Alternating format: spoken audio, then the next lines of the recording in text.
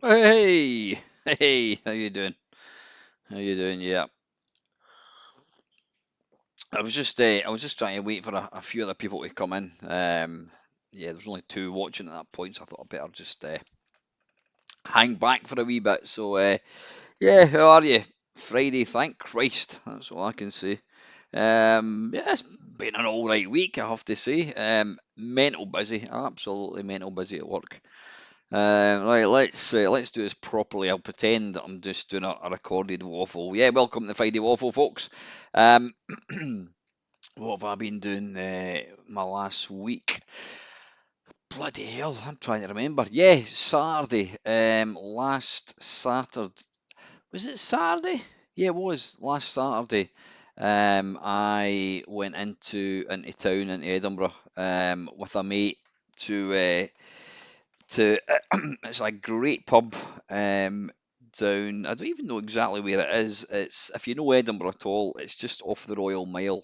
It's not far. That's really annoying me. It's quite bright. Just why is that really blurred looking as well? Yeah, it's just off the Royal Mile. A pub called Stramash. That's a really good Stramash. Stramash is Stramash is I would say it's slightly higher, slightly worse than a kerfuffle. A kerfuffle is two people outside having a bit of an argument about, I don't know, their cat shitting in somebody's garden, a bit of kerfuffle. A stramash is slightly more intense, maybe a wee punch chucked here or there. Yeah, Stramash, good Scottish word. Stramash is a pub down just off the Royal Mile. They've got really good. They have live music on a Friday and Saturday. They might have it during the week as well. I'm not quite sure. But great, really, really good. So my mate was driving. We, yeah, I was drinking. He was driving, and yeah, we ended up staying till the plan was we're going to stay at about 12, but we ended up staying till half one, and I think it went on till I think it goes on till half 3 o'clock. I think it is. I'm getting way too old to stay up to that time. I mean, I am a late bedder. I go to bed, I would say, pretty much during the week. I go to bed. I don't go to sleep until probably 12, half 12. I could lie and say, yeah, I'm in bed for quarter to 12. I'm not. I do go to bed stupidly late. And it does. This is why it looks like this. This is what lack of sleep looks like, folks. No, I mean I've always been a late bedder. Always, always, always, always. Um, yeah, yeah. I've always managed to survive and not much sleep. And I think as I've got older, it's got worse or better. I don't know how you describe it. I mean, I can probably survive in about 6 hours sleep a night. I mean, you do hear of some people, surviving and even less than that. But I do think a good night's sleep definitely helps you. But if I was to go to bed at like 10 o'clock, there's simply no way I would be able to get to sleep. So yeah, I usually 12, half past 12. So anyway, yeah, not getting in till ended up getting a kebab because it's the law. Even in Ox, it's the law to get a kebab when you're drunk. I wasn't drunk. I think I had 6 pints, which considering I don't really drink, I mean, I can go for months, quite literally months, without any alcohol at all. And then I'll go out for with a mate or whatever, and I'll have a couple of pints. But I don't, I don't get drunk at all. So 6 pints is quite a lot. But yeah, I don't seem to get. I probably was drunk actually, but I woke up the following morning, bright as a button. Weird. So that was Saturday. Sunday, I don't remember much about. No, I can't remember much. I've been going to the gym every second day, getting out running about twice, 3 times a week. So I have lost a bit of weight, which has been good, and trying to build myself up a wee bit again. Because I think when you get to this age, it's easy to just kind of sit back and just let kind of nature take its course. Gravity takes over, and you just get yeah, flabby and whatever. And that's not me. I like to try and kind of sort of keep pushing gravity back as best I can. Monday I didn't do anything. I was meant to be going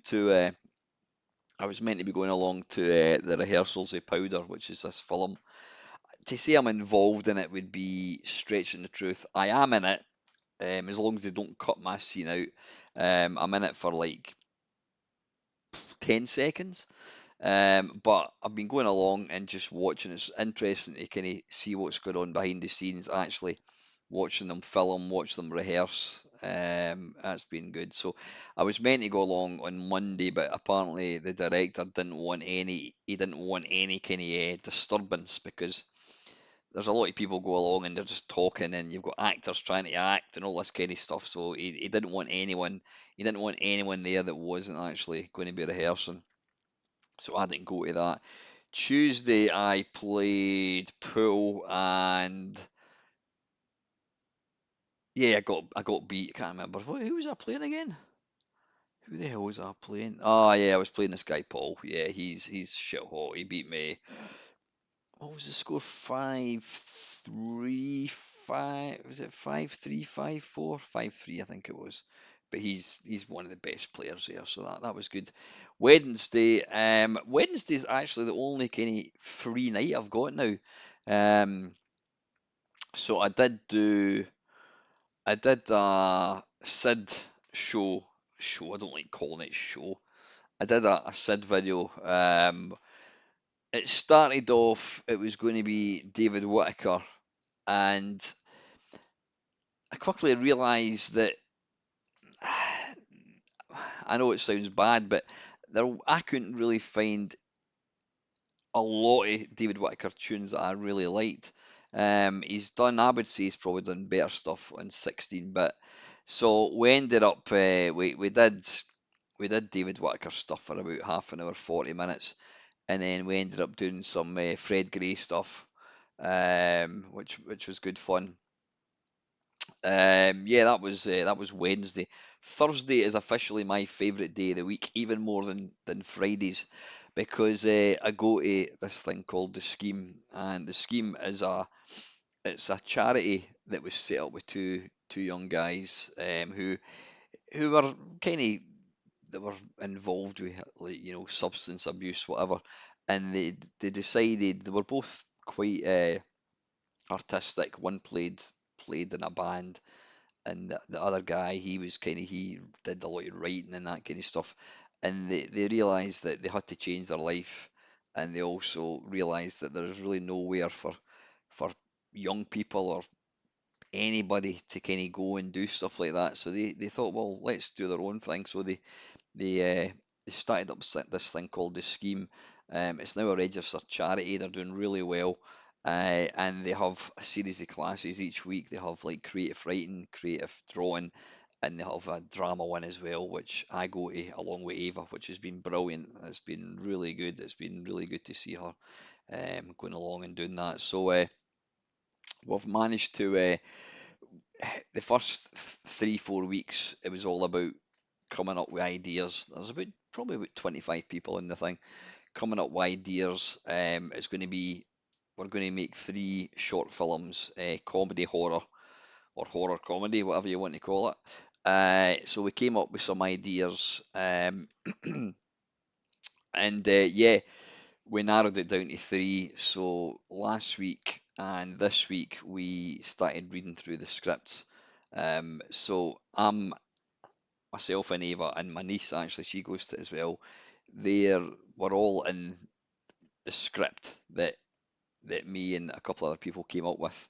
I'm not going to give you any spoilers at all. It's a short film. I think it's great. I'm having an absolute blast. Really, really good. Just on that note, uh, yeah, I've joined a couple of Facebook pages, and there's this Scottish guy. I mean, I don't think he's not well known or anything, but he's looking for he's doing three little short films. When I say film, I mean I'm talking 5 minutes. They're really really short films. He's looking for five. He's looking for some people to play some parts. So I reached out to him, and he's sent me the script. So what I've got to do tomorrow is do a kind of audition tape, which I've never done before, obviously. I think doing this is definitely going to help me, because I'm quite kind of at ease, kind of talking to a camera, but I have to read out the lines. So I was along at a mate's tonight, just doing a bit of not rehearsing. He's done a bit of acting, so he was just kind of telling me how to deliver it and sort of thing. So we're going to give it a go. So yeah, yeah, I'm not one of these people. I'm not interested in being in like EastEnders for 2 seconds, or in a toothpaste advert. I'm not looking for fame. It's just it's something great. I mean, I've spoke about my YouTube channel, how it gives me a kind of it gives me an outlet to try and do stuff, and that's why doing the live streams all the time is it's fun, but it's not creative in any shape or form. It's a chance for me to kind of just catch up with my friends and play games and just kind of have a laugh. But so we'll see how it goes. We'll see how it goes, because hopefully, if I was to get like one of these parts, then somebody might see it, because I think it's like anything. It's about networking. It's about getting known. It's about get people to know who you are. And if somebody's looking for, oh, I'm looking for you know, a late 50s guy with a beard, Scottish guy. Oh, he could play that part. It's interesting. I've made quite a few friends through this, and one of the girls I'm quite pally with now. I said to her, I says, what is it with Scotland and violence and drugs? Because almost every single script and short film that you see, it's all based around drugs and violence. I know the sort of British, probably, in fact, probably America and that as well. We've got this strange fascination with violence and gangs and all that kind of stuff. I don't know what it is. But I said Scotland's much more than violence. You think we're like the drug capital of the world or something. We've got a lot more to offer. But it's probably down to things like well, train spotting. you know, train spotting's a great film, and don't get me wrong, there's some fantastic films that are based around drugs and violence, but there is a lot more to it than that.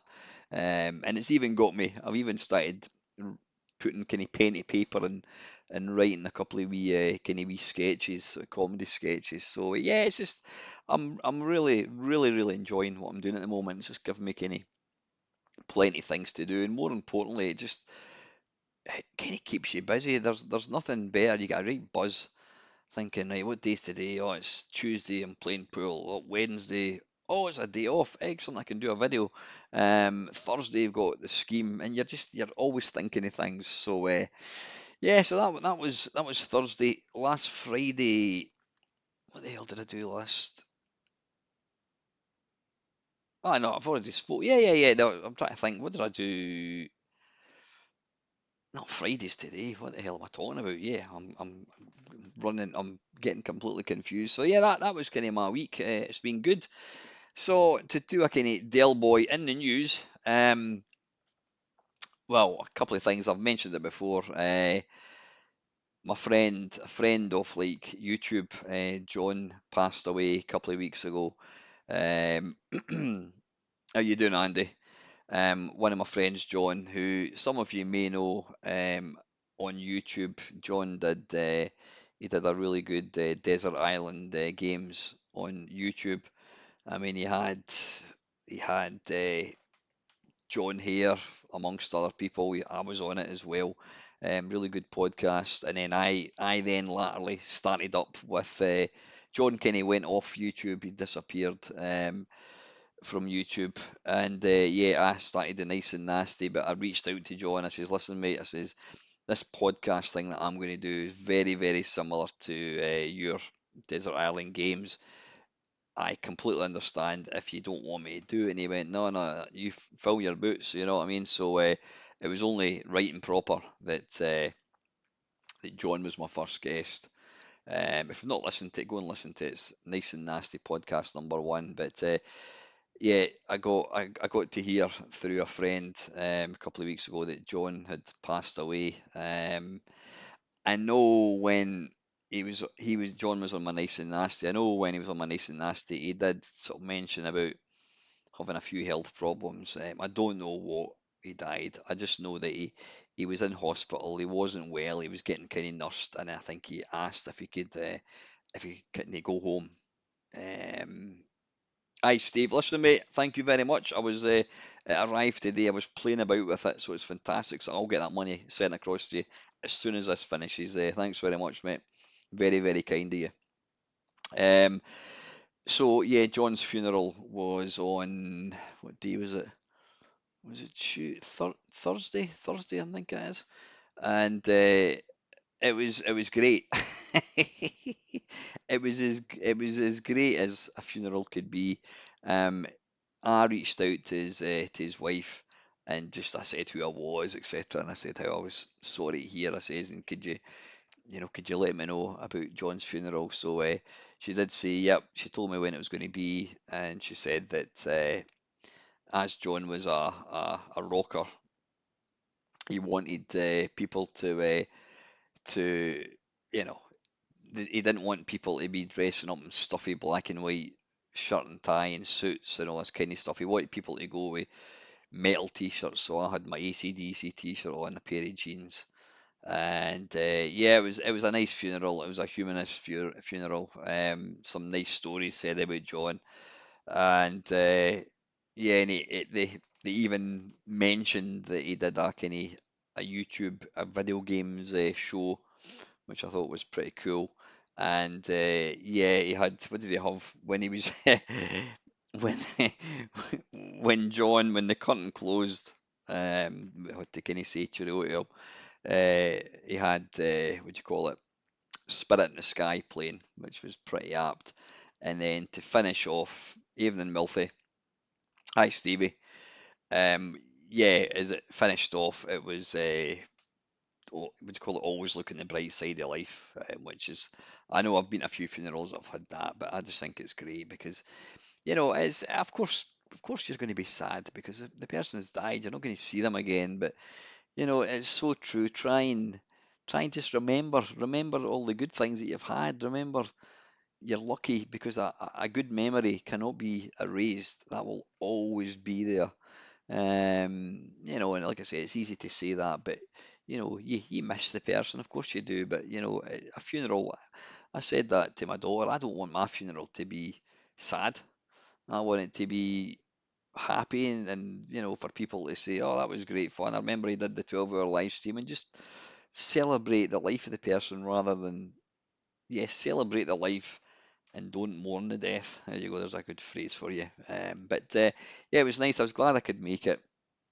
And it was also streamed on yeah, they now stream funerals, folks.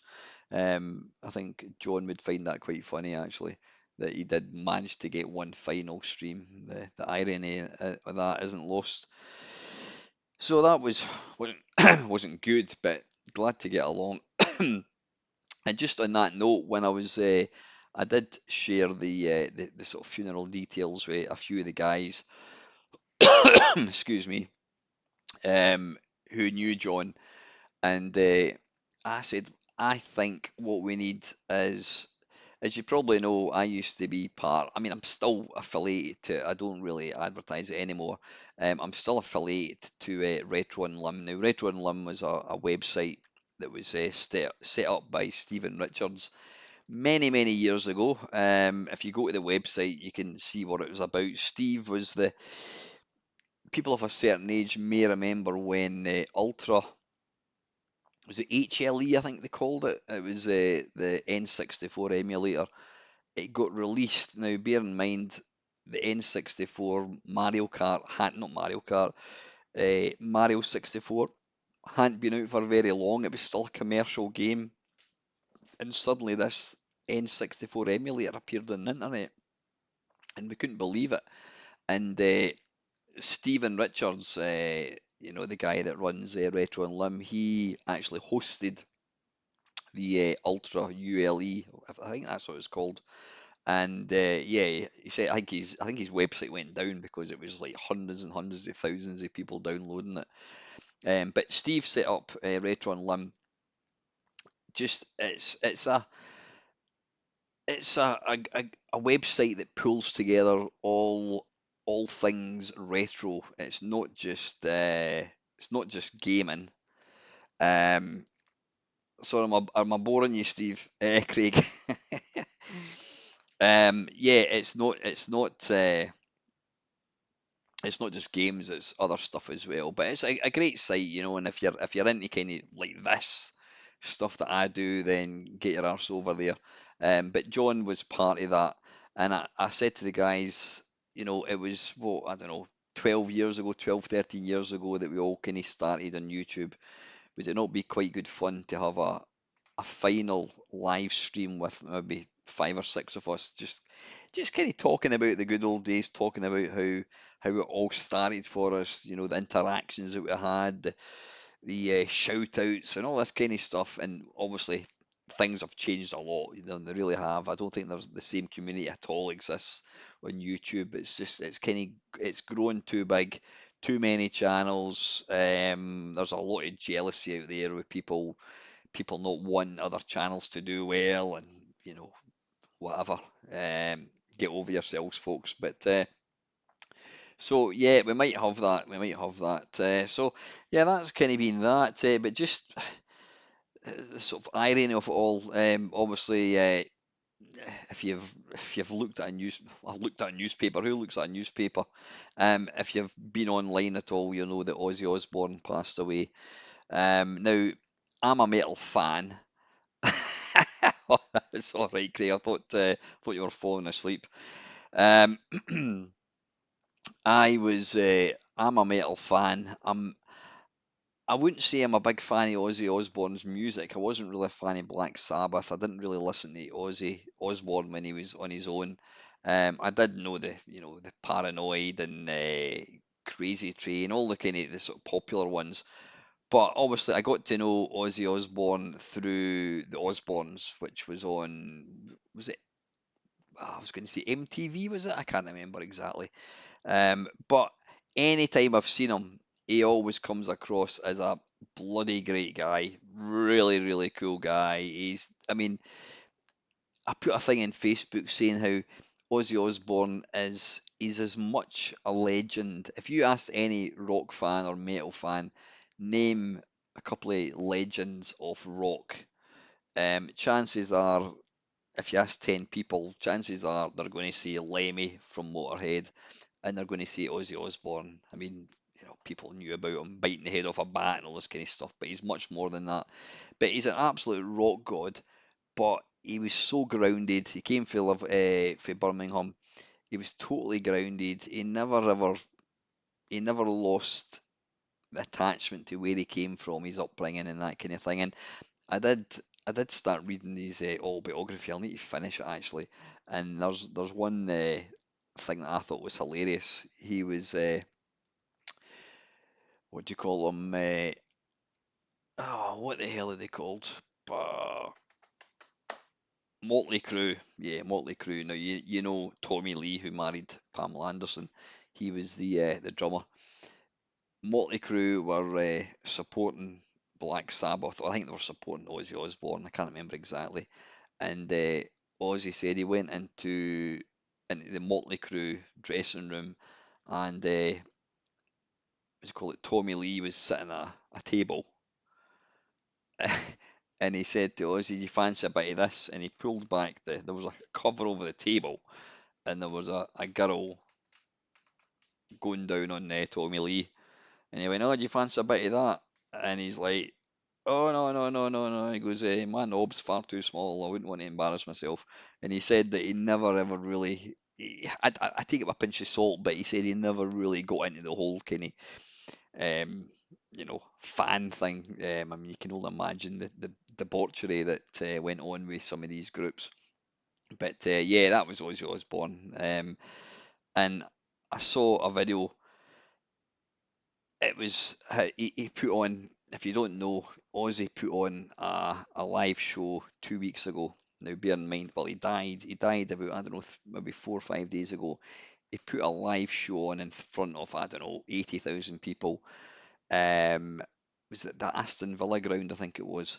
He put on a live show 2 weeks before he died, and he said that he had to he was on painkillers because of his Parkinson's was so far on. He was in so much pain. He was on these, really strong anti, what do you call it, painkillers, and he said that numbs his senses. And he said, I don't want to go out there and try and perform when I'm numbed. So he came off the painkillers to put on this show. So he was in pain throughout the entire show.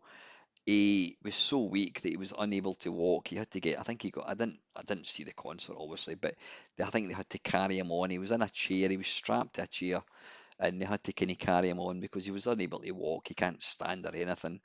And he put on an absolutely sensational concert, 2 weeks before he died. Um, and to me, what says the man that Ozzy was, every single penny that was raised in this concert went to Parkinson's disease research.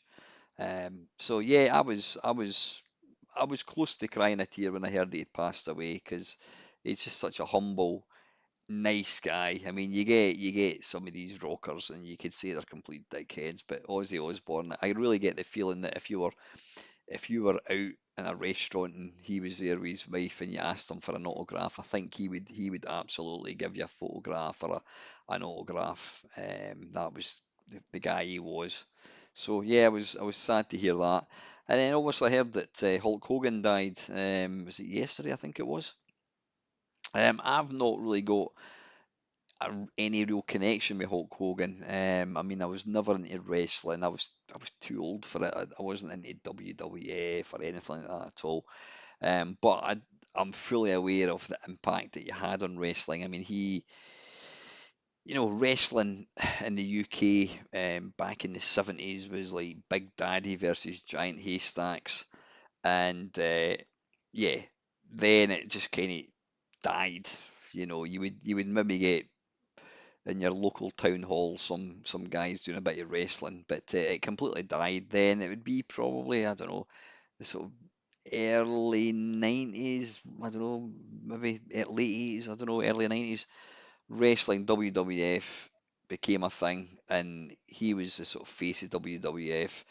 He put it on the map, and yeah, obviously he's laid the path for all your The Rock and Undertaker and all. I'm showing my age because I know the Undertaker's dead as well. But yeah, he basically laid the path for wrestling to become what it is.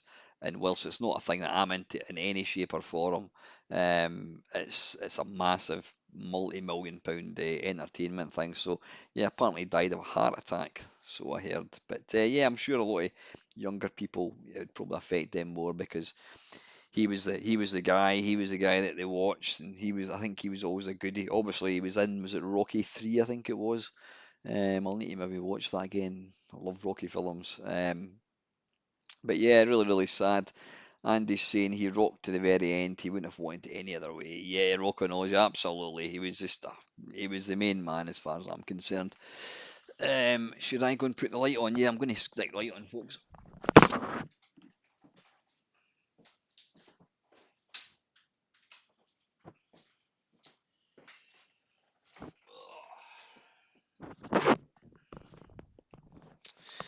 There we go. Right, listen, I've not really got any. What are we doing for time anyway? We've been on. No, I've managed to talk pish for 33 minutes.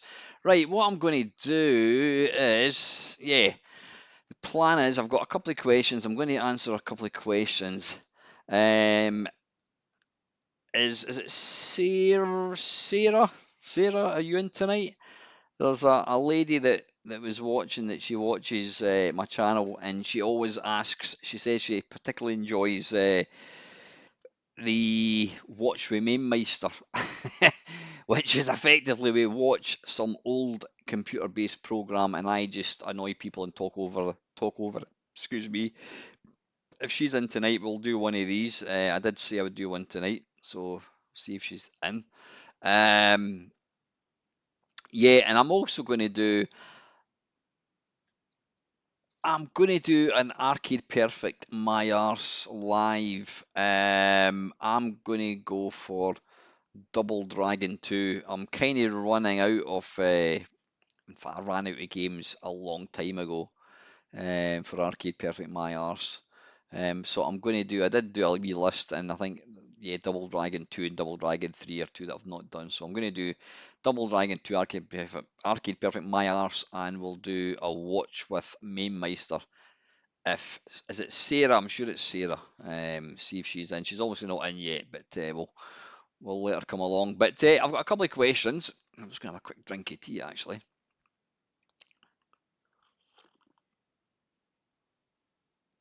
I've no idea what Double Dragon 2's like. No idea at all. Right, I've got yeah, I did Main Meister's top Sid tunes by David Whittaker, and yeah, I've got a guy commented, Nick Fellows. Nick, are you in tonight by any chance? Yeah, Nick said, you would think if you're a real fan of a particular person, you would be able to spell the name correctly. Alas. You know what, Nick? Go fuck yourself, mate. That's what I say to you. Yeah, I mean, I spell, I didn't say I'm a big fan. I say this is some of his music that I like. I didn't say that I'm going to you know, I've got posters on my wall of him, whatever. I spelt his name wrong in the title, but if you actually go into the content, the little description of the video, I got his name right. I did actually Google it because I wasn't 100% sure how to spell it. But yeah, you know what? This is what some people get upset about on YouTube. You put out a video and you put a lot of effort into it, and then somebody says, "Oh, if you're a real fan."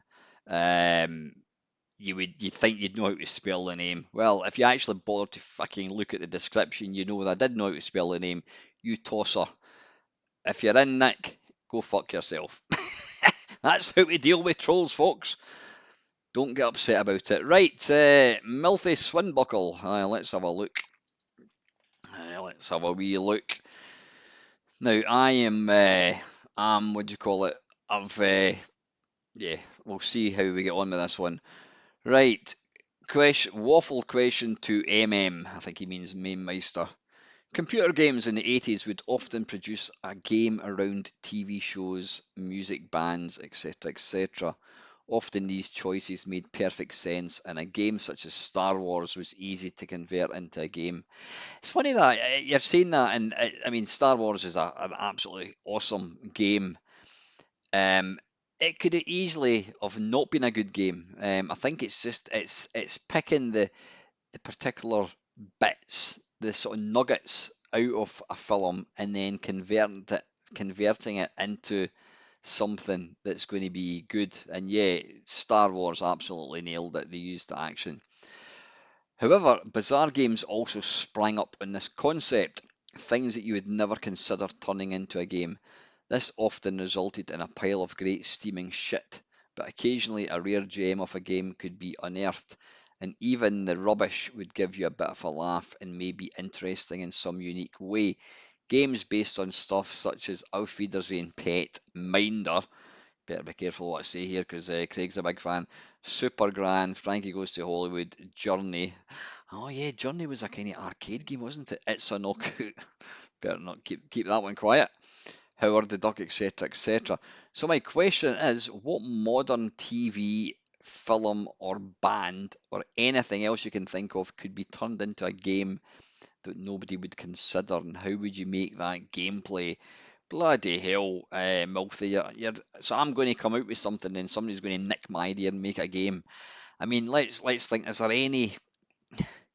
I would say that to make a game based on a group is it's not no. No, it's not really. It's not really uh, something that you make base a game on a musical group. I mean, Frankie Goes to Hollywood was a real. There's the main man, the Milfy fella, isn't that? This the guy that always asks. Yeah, you get the brain matter going. I'll give you that, Milfy.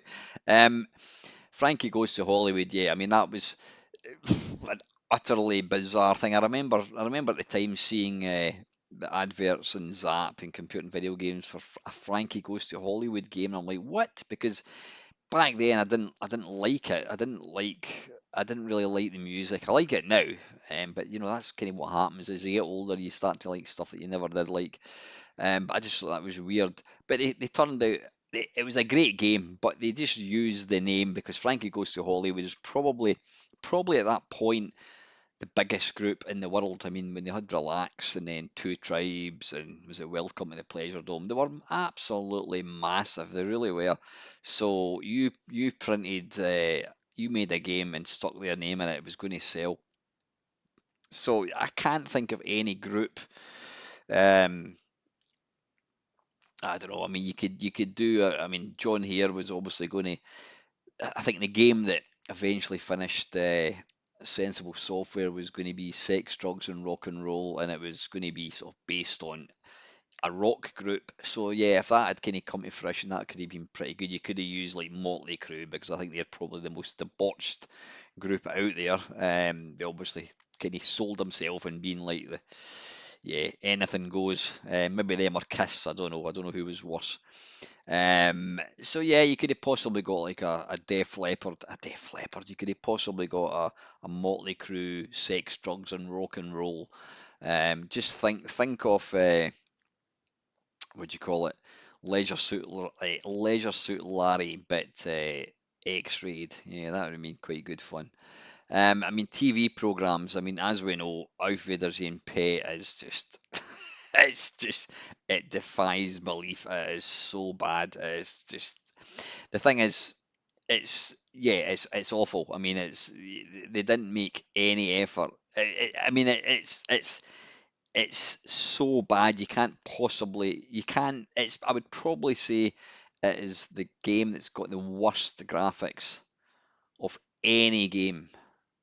Now, somebody might come up, oh, you've never played Space Invaders on the ZX81. Well, the ZX81 was obviously very, very limited. Auf Wiedersehen Pet came out on the Spectrum. I think it came out in Amstrad as well. Certainly came out in the Commodore 64. I think it came out after things like Impossible Mission Impossible, yeah, Mission Impossible, Drop Zone, Way of the Exploding Fist. So these were absolutely stonking games, and then was it Tynesoft? I think it was. They dared to release a game based on Auf Wiedersehen Pet. Now, Auf Wiedersehen Pet is one of my favourite TV programs. It's brilliant. It's one of my kind of go-to. Um, I would probably say at least once a year I watch all. I've not watched all of them. It's always the first two series that I watch. I will need to start watching other ones again because I've only really seen them the once I think.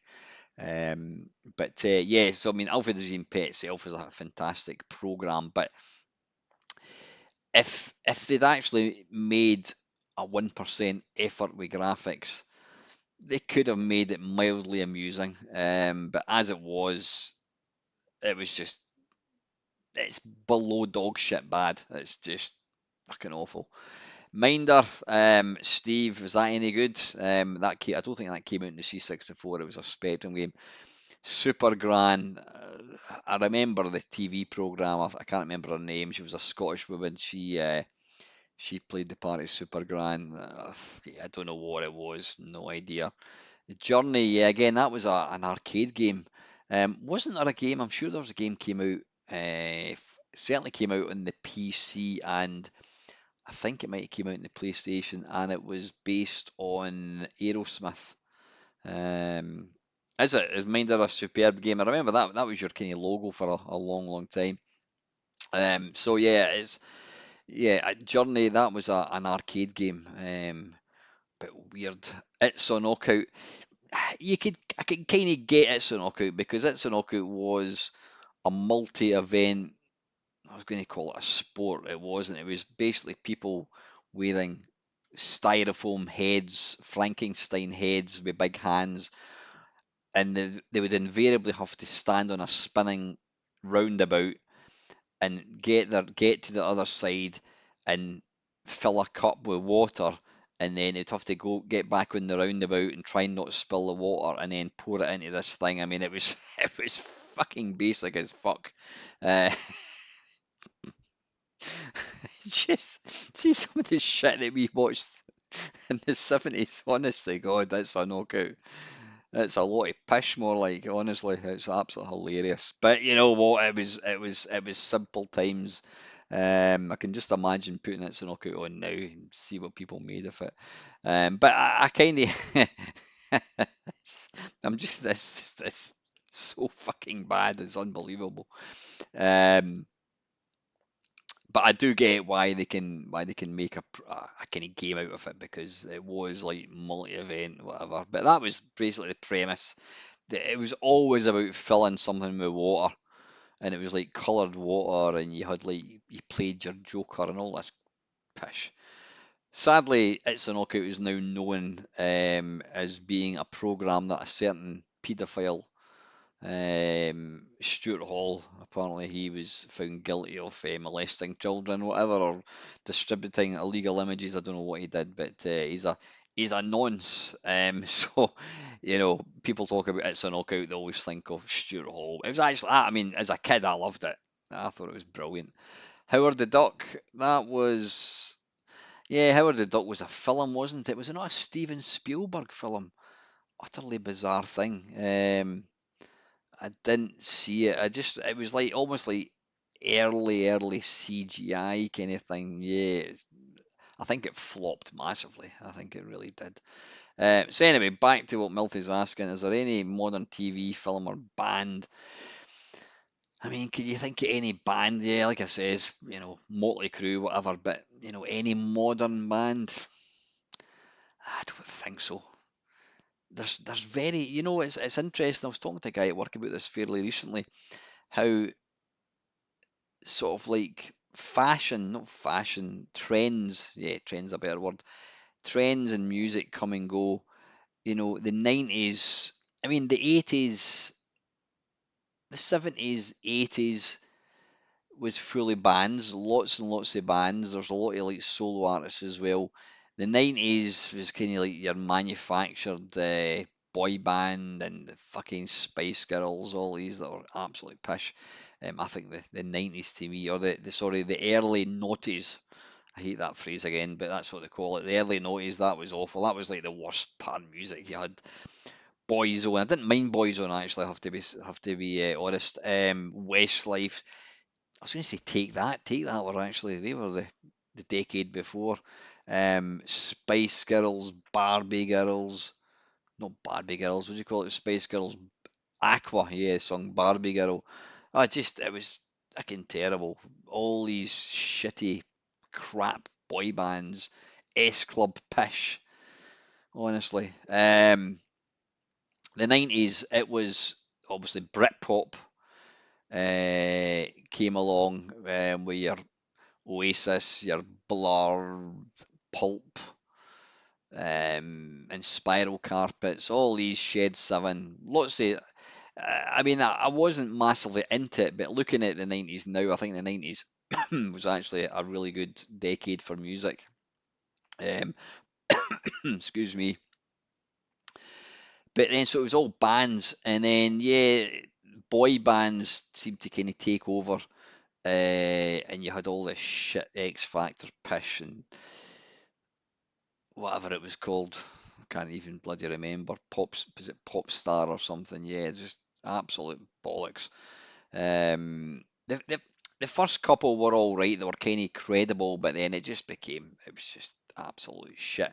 So yeah, the 2000s were all kind of boy bandy and manufactured pop pish. And then now it tends to be solo great. I mean, you've got your Ed Sheeran, you've got your Lewis Capaldi, your Taylor Swift. That's about it. I can't name any more. There's really there's not many bands. I mean, the only band I can think of right now, and for different reasons, is Coldplay. Because if you've not been under a rock for the last couple of weeks, you've probably saw that Coldplay at a Coldplay concert, they they have a camera where they zoom in on somebody, and they zoomed in on this couple who just happened to be having an affair. And when the camera shone on them, they kind of like, oh, and they darted away. And apparently the guy was pumping his secretary. He's now resigned, and yeah. But yeah, Coldplay. That's about the only group I mean I can think of. So yeah, from a music point of view, I can't really imagine wanting to play an Ed Sheeran game. No, maybe a Lewis Capaldi game. That might be good fun because I actually like him. He's a good guy. He actually lived. His mum and dad live about 10 minutes away from me. There you go. So it's going to have to be a film or TV.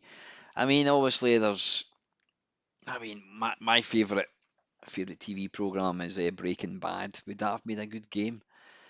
If, yeah, it could have. I mean, yeah, I suppose if it's done properly with proper graphics and what have you. But again, it wouldn't be any different from any your sort of your Max Payne or any other third-person shooters.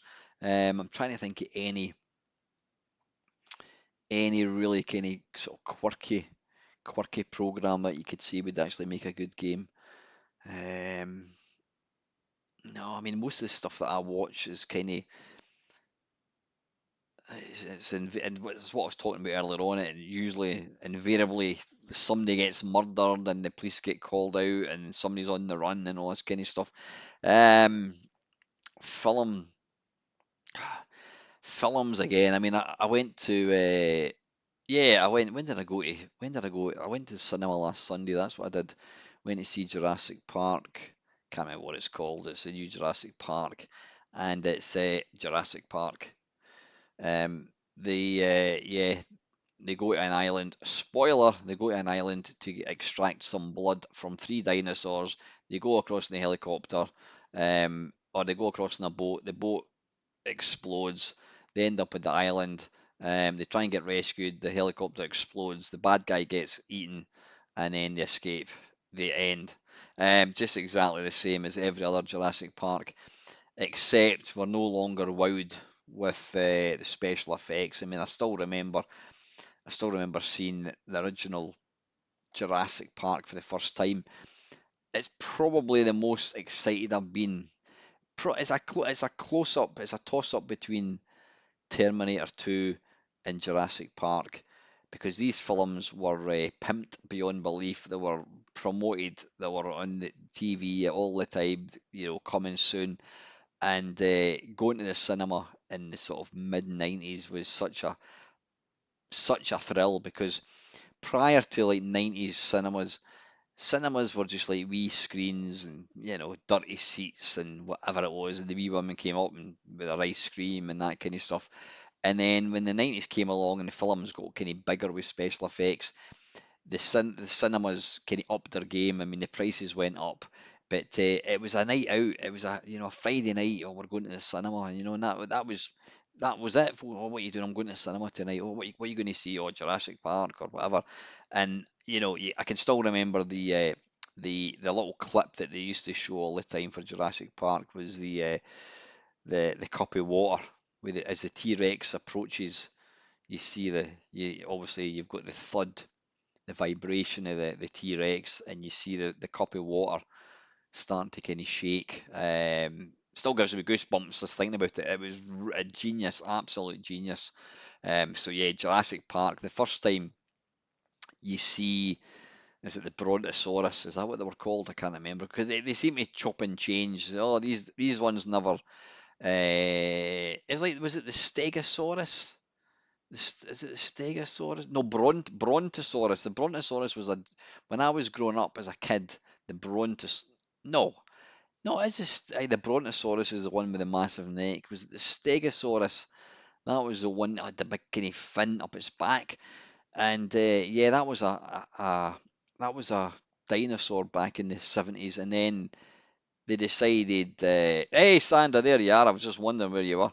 Um, well, you've not missed anything yet.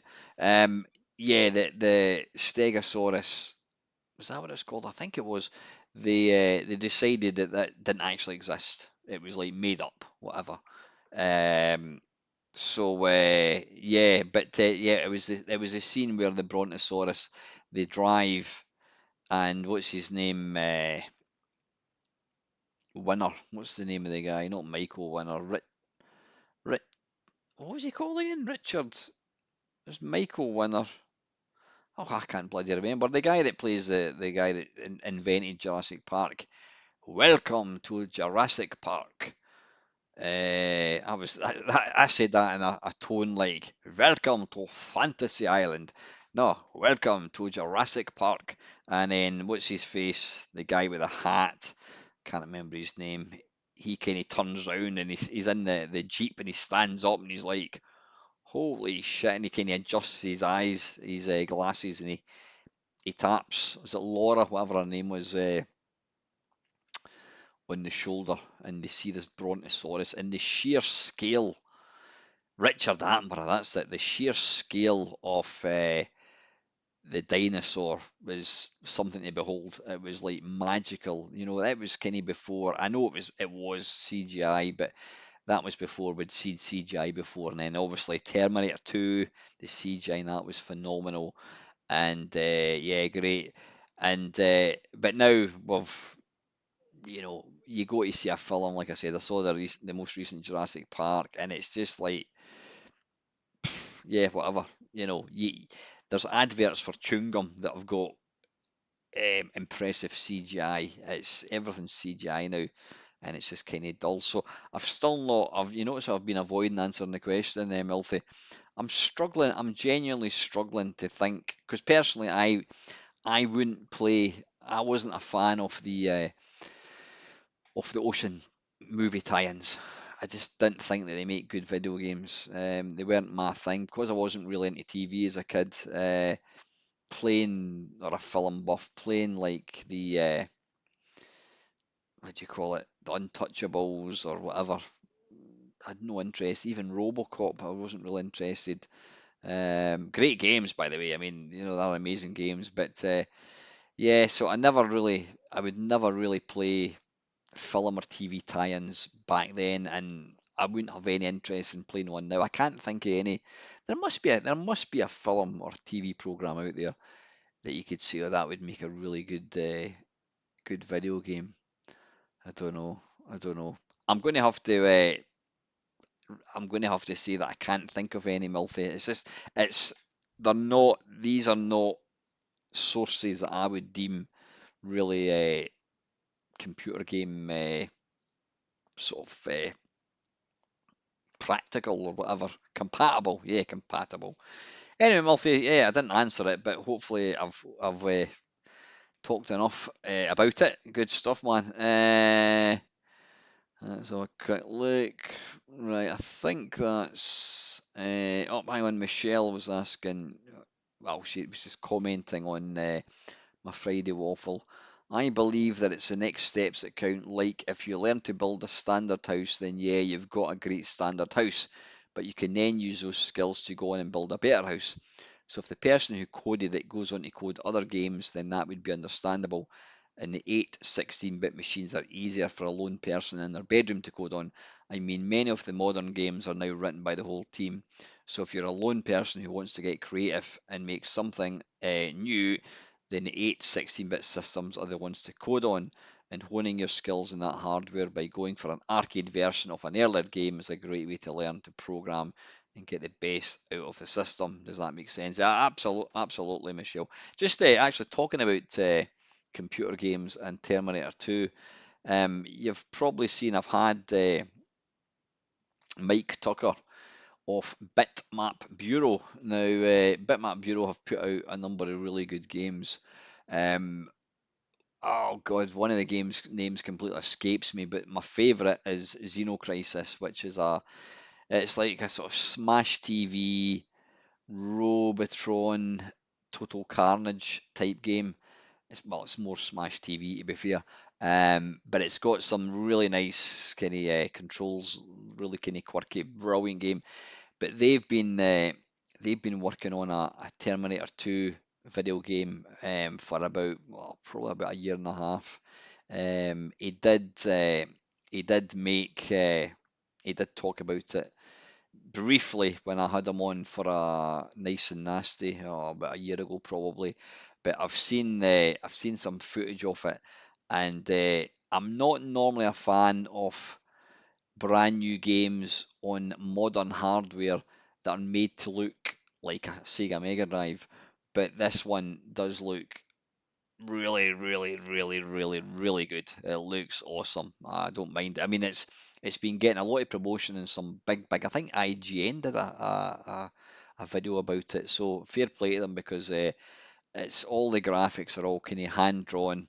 Um, I'm 100% going to be getting it when it comes out. I think it's September. Mike had mentioned. I mean, when I interviewed him, yeah, it was going to be like next year, and I think it's this September. But have a look for it. It does look incredible. I mean, there was a Terminator 2 game that came out again by Ocean, funnily enough, and it was shit, complete dog shit. Um, and yeah, this one looks something else. So, right, Sanders asking, do you remember those videos you did where you go through the old computer magazines? Oh, right. Do I remember? Actually, I was thinking, I was actually thinking about doing one of these tonight. Yeah, I can't remember what I called it, Mainmeister Reads or something. And I've got literally thousands of PDF magazines, you know, all the Zap magazines and CA, Computer and Video Games, Crash, them all of them, they're all there. And what I do is I just put it on the screen and I just read through it. Yeah, I will do some of these, Sander. Yeah, I love those, and I'm watching your old videos on them now. That's the thing. I mean, I've got a back catalogue of like 2,300 videos, so there's it's actually nice to hear that people are still watching these things because you know, it's don't always just watch the new stuff. There is because everything that I talk about is old anyway, so you don't have to watch the new videos. Watch the old ones. Vimster, how you doing? Still waffling? I am indeed. Yeah. Do you mean quite literally? Are you still doing this every week, or do you mean you started at 8:30 and you're still waffling? Um, So glad you're enjoying it, Sander. Right, I think. Oh, hang on a second. A wee minute. We've got wee Bob Art. Enjoyed listening along. Sorry to hear about your friend. Yeah, it was my friend John.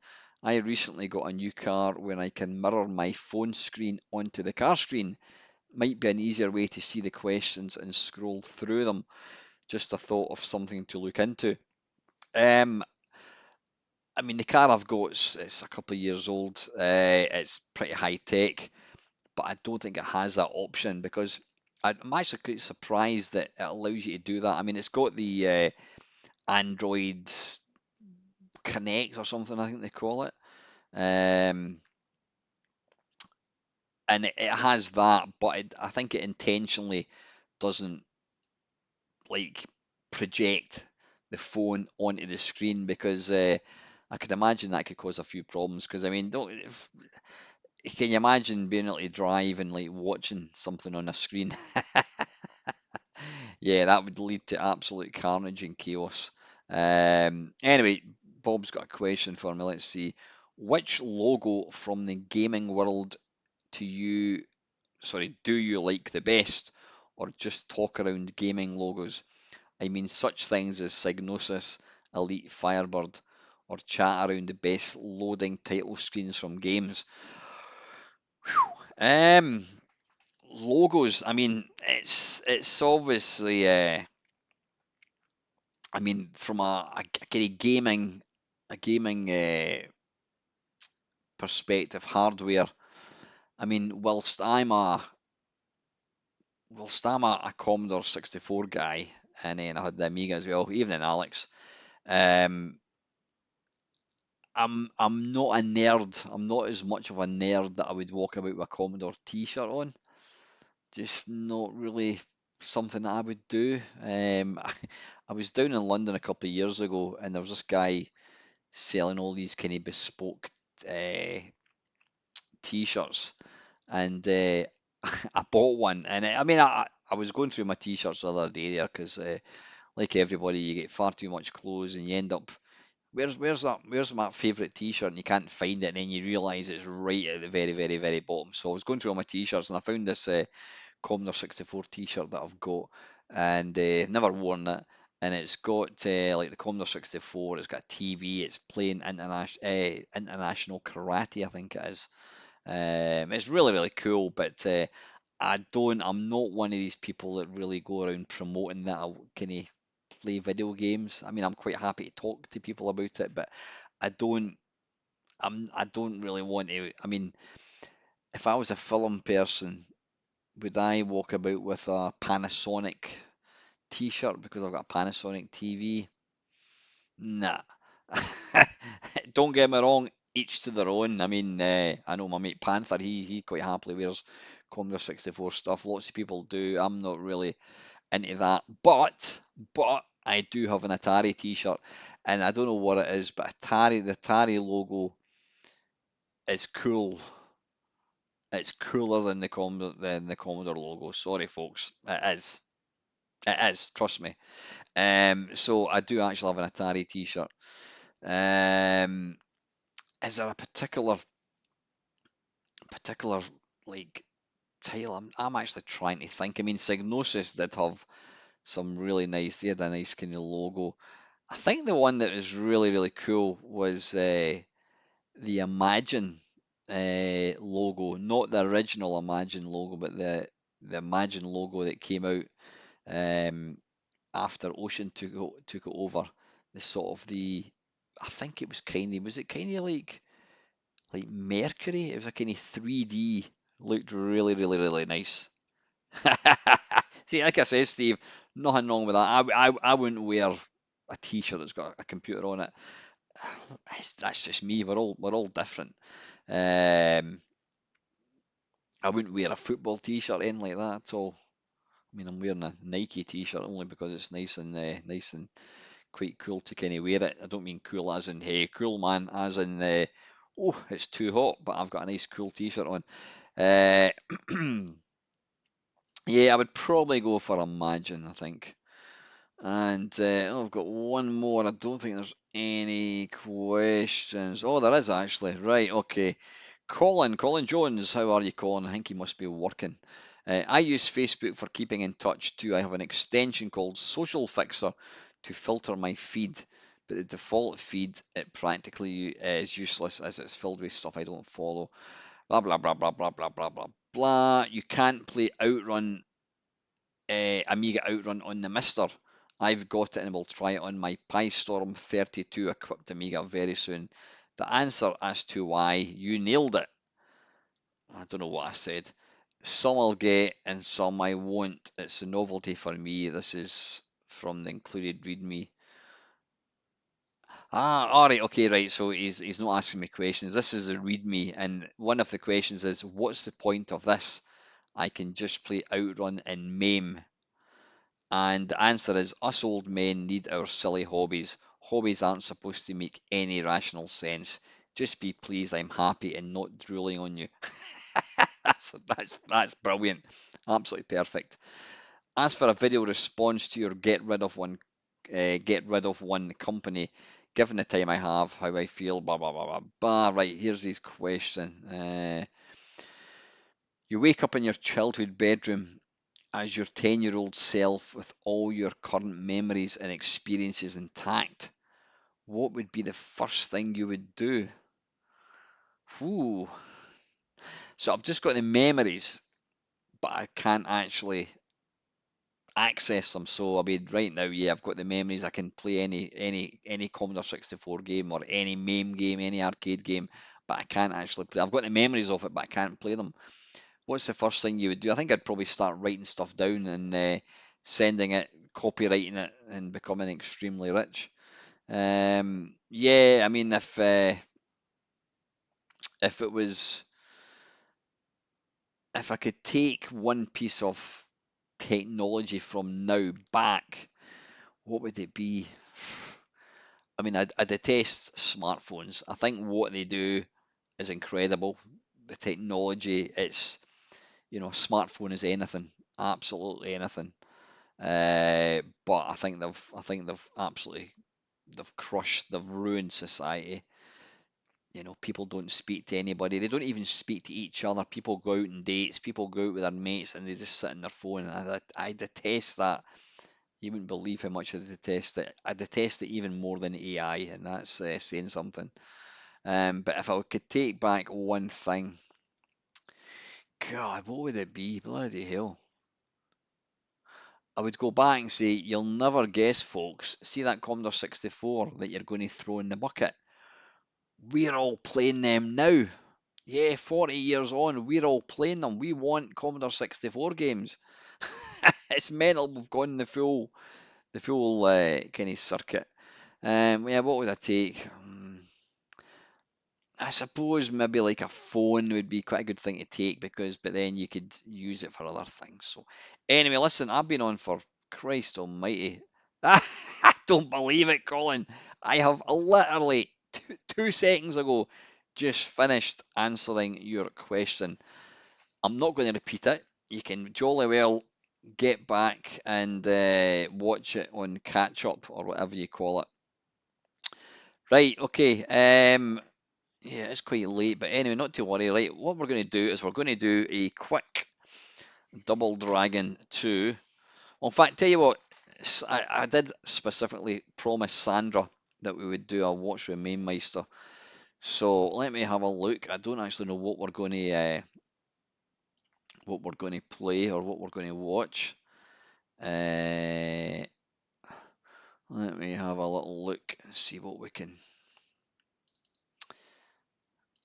Uh, do you want something really, really old and yeah, going right back, or will we? I think, yeah, I think we're going to have. In fact, you can jolly well wait. I don't know what this is. I know what TV program it is, but I don't know what the content is, shall we say? So copy here.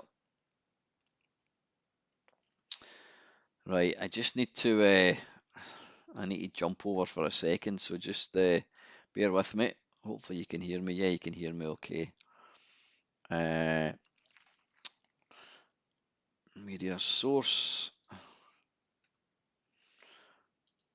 Right, there we go to that. Right, okay, folks, what we're going to do is we're going to watch. Back in the 80s, there was a program that was in America called Starcade, and it was a competition. You would have 2 people, and I used to think it was going to be 2 brilliant players, arcade video game players. They're not. They're pish. Wait till you watch it. They have 2 people, and they've got to compete over a number of games, and the winner invariably would win an arcade machine. It was pure 80s. Yeah, wait to see some of the fashion. Fantastic. So this is hopefully we've not watched this one. I mean, I've got about 203 of them. I've no idea if I've watched this one or not, but if we have, it was ages ago. So this is Starcade number 46. Not found. What? 3? What are you talking about? There we go. Is that going to play it? This is Starcade TV. Wait a wee minute. Let me just get this media source.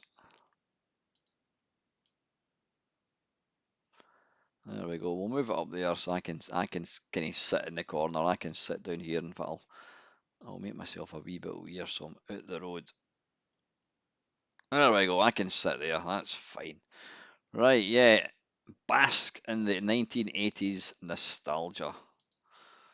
Okay, right. How do we play it? Media source. Right, we'll start again. There we go. This is Starcade, Is that loud TV's enough? first video arcade game show, starring your favorite video games, and some brand new ones being introduced to the public for the first time anywhere.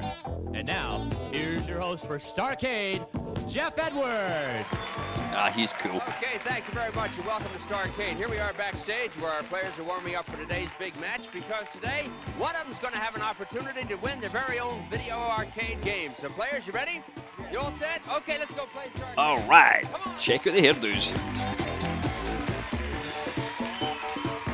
Look at all these cabs. Wow, brand new cabs. Berserk as well. Let's light up here, Mike. There we go.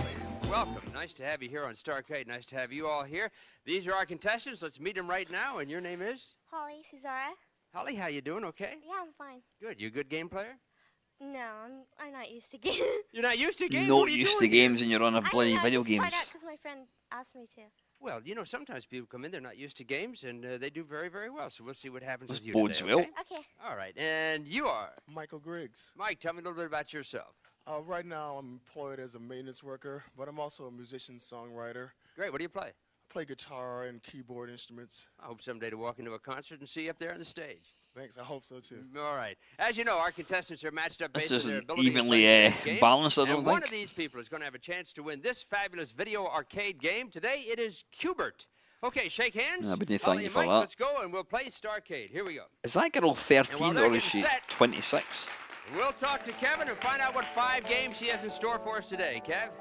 Got a fine lineup of games for us today on Starcade, starting with Wild Western, a game of cowboys and Indians. Then on to Wacko, a zany world on tilt. Then it's on to Pengo, a sail through an ice block God. field. Next is Zookeeper, a run to Oh, keep that's the good. animals caged. 3 shit games Finally, in one. Burger Oh, Time, Burger a Time, I race like for that. buns. Jeff? Okay, Kevin, thanks a lot. Well, those are today's 5 games. Both of you, of Apparently, course, had a Jeff chance to play Edwards was before actually quite a today's good show. player. One of them, as you know, is a mystery game. You pick it, and the first 3 games, and a valuable prize is automatically yours. And Kevin right now is going to whisper the name of the mystery game to our home audience. Today's mystery game is Zookeeper. Okay, there it is. That's the name of the mystery game. Holly and Mike, I'm going to ask you a question. First one to buzz in gets to answer the question. Answer correctly. You'll pick No, the I'm first just game. gonna- We're gonna One thing that this program is completely broken. What they've done is they both play the same game and they record the scores. Now, rather than saying, right, Michael got the highest score on the first game, so he gets 1 point, what they do is they actually add the score. So, say for example, he gets 10,000 points on Space Invaders and Holly gets 5,000. The next game they play, some of the video games are very, very low scoring, so you might get, like, say for example, Space Invaders is a good example. You've got 30 seconds to play it. In Space Invaders, or 30 seconds, or I don't think it's as much as a minute, maybe 40 odd seconds. If you played Space Invaders for 40 seconds, you're maybe going to get a couple of hundred points. So you could win that round because you got 200 and they got 50. But then you play a game. I'm going to exaggerate, but what's the name of the game? Gunbird, which is Gunbird's a shoot 'em up, quite a modern. Well, I'm saying modern. It's maybe 20 years old. But you play one game of Gunbird, and you'll end up with like 52 billion. So you could end up losing, only winning 1 game, and the other person wins 2 games. But because the game that you won, the score is much bigger, you end up winning. So it's completely broken. But anyway, I'll shut up. play today. Here's a question. Hands on buzzers. The first turn in pole position is A, a left-hand turn, B, a right-hand turn. Left. Holly. A right-hand turn? Right-hand turn. Yes, you're right. Is Good it? for you. Alex, what do I know? That's a nice start. You have the advantage now, and you get to pick the first game. Wacko. Wacko. All right, that is a wacky game. You're going to have a lot of fun with that. And who better to tell us about Wacko than Kevin? In Wacko, you're Captain Cruiser, flying low in your saucer, I taking hate on these all games. kinds of strange creatures. Zap them in pairs and they disappear. Zap only one and you create mutants that have to be changed back before they can be zapped out. big creatures become little creatures, and little creatures can't be zapped until all the big ones are gone. It's you and your little cruiser in a world gone wacko. Okay, Holly, you have Wacko, and you're going to have 50 seconds to play it. You I know get how the to play feeling game, right? Yeah. Okay, remember, Wacko if you wouldn't hit exist. an unmatched pair, they're going to turn into mutants, and you have to hit them again to straighten them out. Okay. Okay, that'll probably be in the second screen. And don't let your cruiser hit any of those creatures, okay? All right. All right, good luck to you. 50 seconds. Get ready, get set, play. There you go, doing fine. I just didn't like the styly graphics in these. Good, all right. All right, doing great. Getting crowded now. She's doing alright considering she never really plays computer games. 30 seconds. Get that other one, get him. All right, now 2 left. It's gonna get tougher now. Whoa, another cruiser coming up, that's okay. Doing great. I don't know, I think 10 seconds. Michael's going to have his work cut out here.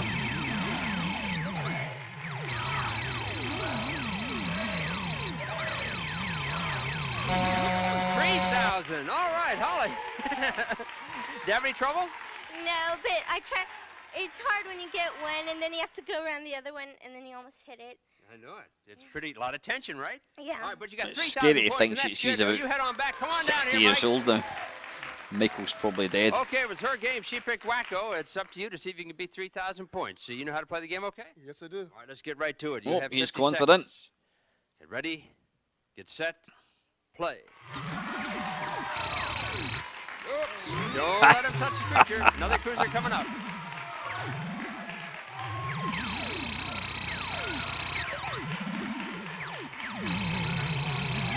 All right. Got him. Those two are giving me trouble. Get that. There you go. Okay. Now it's going to get a little more crowded. Coming down. About 25 seconds to go. I think Mickey Baby's going to struggle. Got him. There he is. Those two. All right, now let's score some points here. 15 seconds. There you So go. it doesn't really matter if you don't win it, because as long as you get a high score, a better score than something else. It gets harder right about there. Right about there. Yeah, all right, 2,100 points, so Mike, not bad. We're going to take a break. We'll be right back to see who gets to choose the next game here on Starcade. Stay with us. Yeah, like I said, apparently the host is actually quite a decent video games player.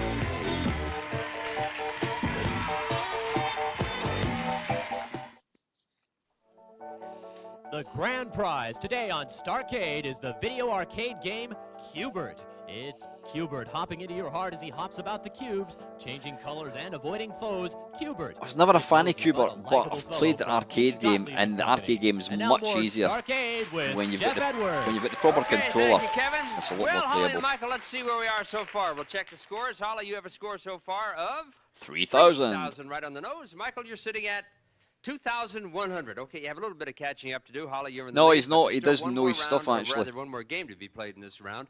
And the total points scored on both games will determine who gets to play the name of the game board. You all set for another question? Yeah. Sure. Okay, I have one for you. Hands on He looks buzzers. like an Here's the extra question. from Casualty. When Popeye catches hearts tossed by olive oil, where do they go? A, into a big heart, or B, into a little house? House, I Holly. think. Little house. Into a little house. Right you are. You get the advantage again. You get to pick the game. The mystery game is still up there. Which game do you want? Zookeeper. Zook. That's the mystery game. She wins a chess game. Well, Holly, if you were listening before when we talked, you know that means you get a prize automatically. And Kevin will tell you what it is. Kev? It's Konicka's new Disc 15, the world's first autofocus disc camera. Get sharp pictures from 14 inches to infinity automatically. The only disc camera on Earth with autofocus Disc 15 by Konica. All right.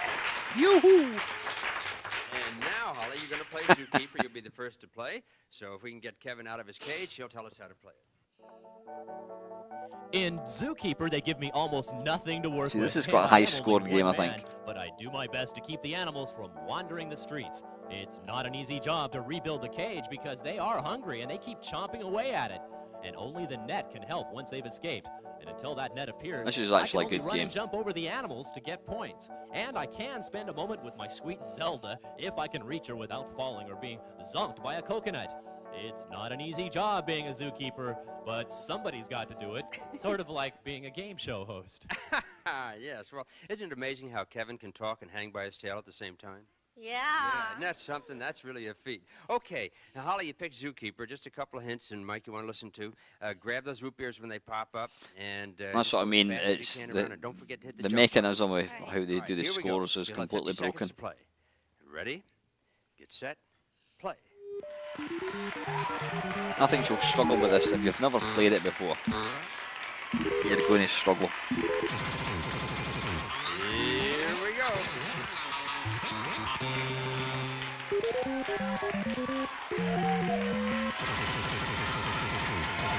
Jump, good jump. That's the way to do it. Grab that root beer. Yeah, now you got it. All I'm right. assuming they've got a chance to play. Got the net. Whoops. There, you got it back in. On to the next one. Got about 30 seconds left. Doing fine. Snakes are tougher. Good jump. Almost got you. I love the Be sound careful. effects in this All game. right. See, I'm not getting as big a score as I thought you would. 15 seconds. Oops, got you. Another one coming up. That's all right. Hang in there.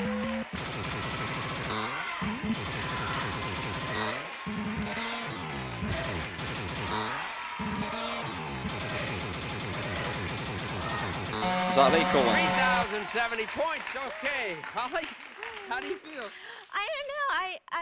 It was a pretty easy game, but I couldn't jump on time. I mean, that's tough sometimes. Those snakes. That makes sense. Yeah. Pretty Head easy, on but you back. couldn't Mike's jump gonna in come on time. down. Come on, Mike. Now, Mike, Holly got caught a couple of times. If you can avoid being caught by the animals, He's got a and catch them fetching yourself, shirt you he's can got. catch up with I them. think he probably wears it to hope so. disco. All right, you have 50 seconds to go. Get ready. There's a jump button over there. Okay. Get ready. Get set. Play.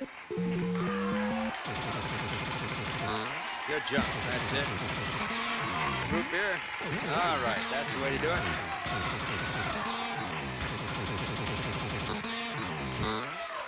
I'm just thinking, would it not be better? Oh, you got you. Because when you're running Check the around the score, wall, you have another round all coming you're up. doing is blocking them in. About Would it 30 not be seconds better to left. let the animals escape? All right. I think you're playing it Here we wrong. go. I think you want the animals to escape, so you can then jump over them Next and then one get up big here, man. points like what he's doing. 20 seconds. You've got the net. Good for you. You get that elephant? Yeah, you got him.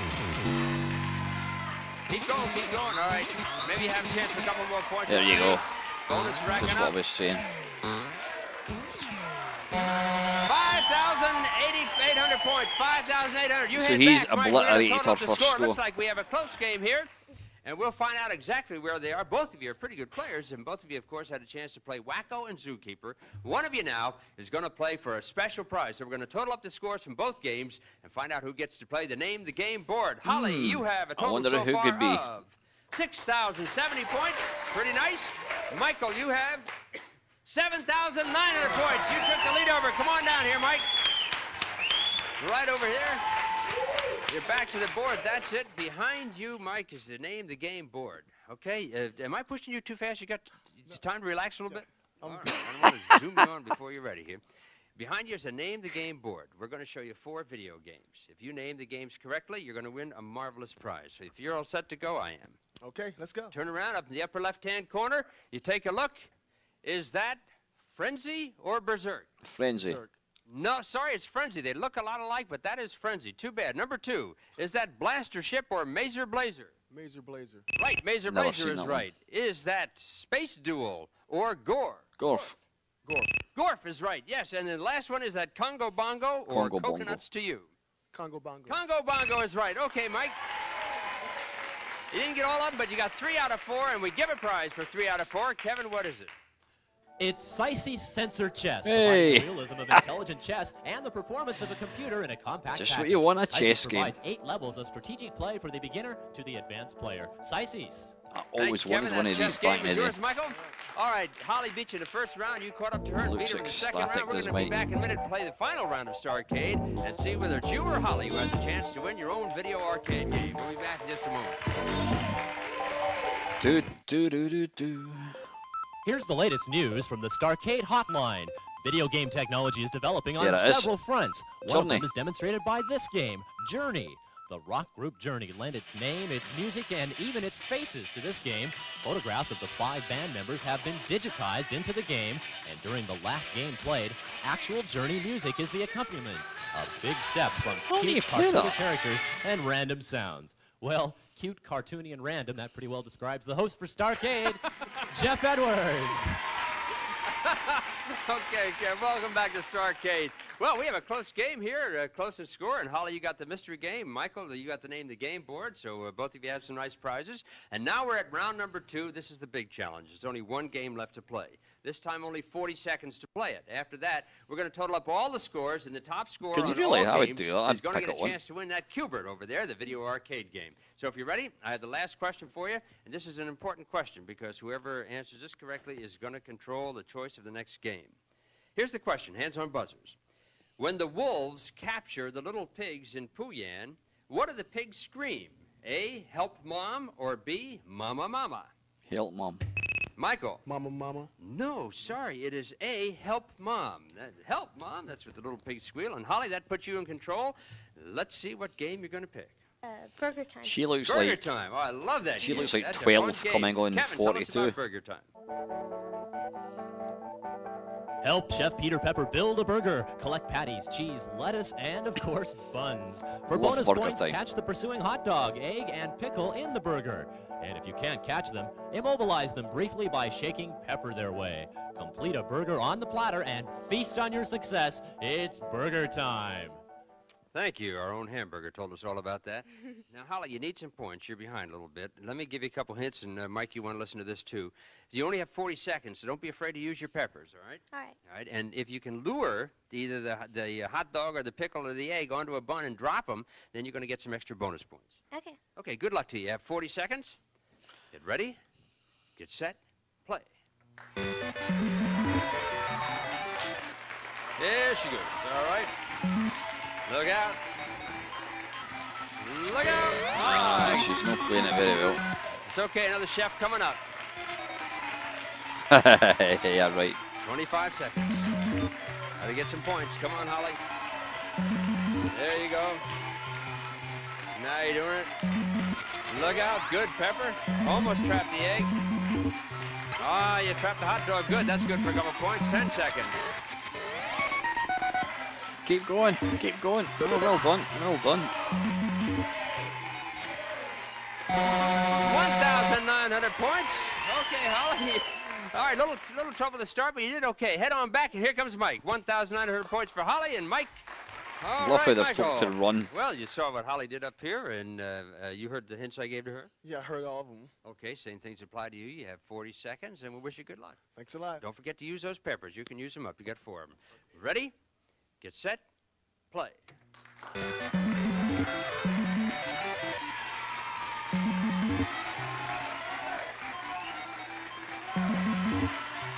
All right, they're after you. Whoops, be careful. To be fair, it Look must be out, difficult look out. playing for 40 seconds. 20 seconds. Oh, nice. You're away from him now.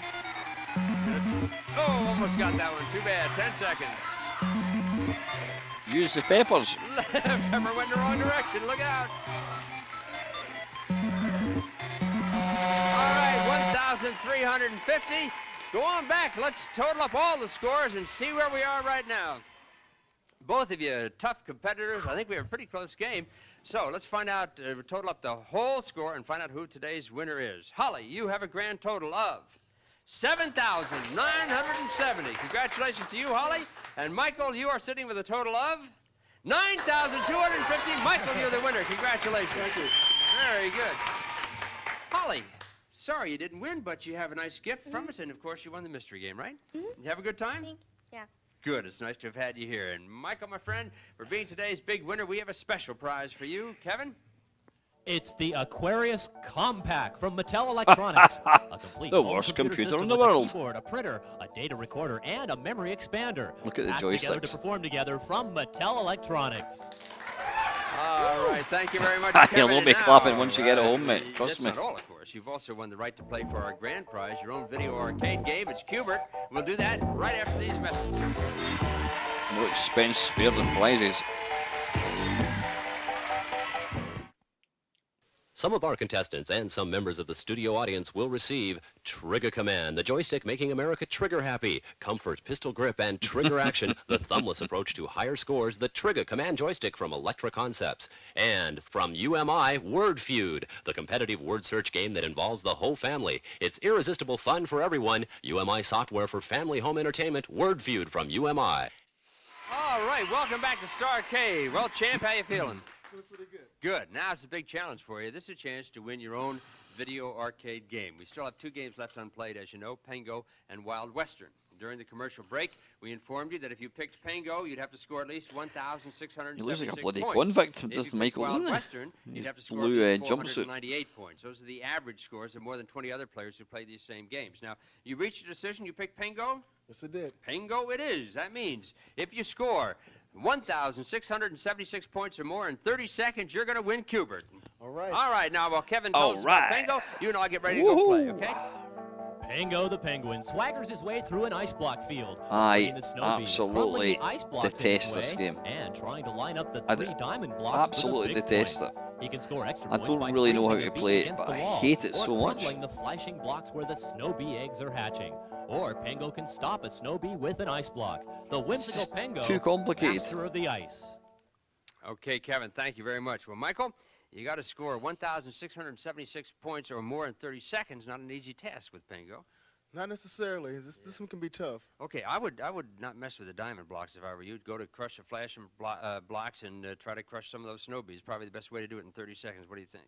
Think so. All right, we wish you good luck. We'd like to see you take Cubert home today. Good luck to you, Mike. Turn Evening, around. Bill. You How are you, have 30 squire? seconds. Get ready. Get set. Play. This is a tough 30 seconds. Looking for 1,676 points. Look out. Whoa. Whoops. Hey, you got one. 430. Come on. 14 seconds to go. Oh. Oh, I got you. Another one coming up.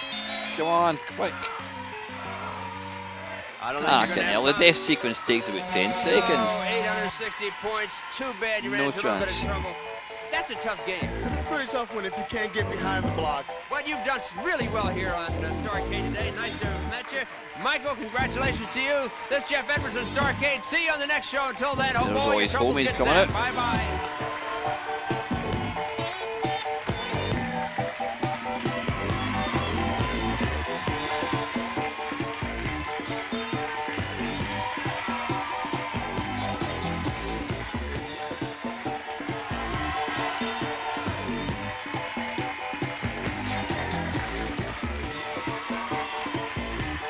I wonder how many of the people that actually won an arcade machine, if they've still got it, obviously not.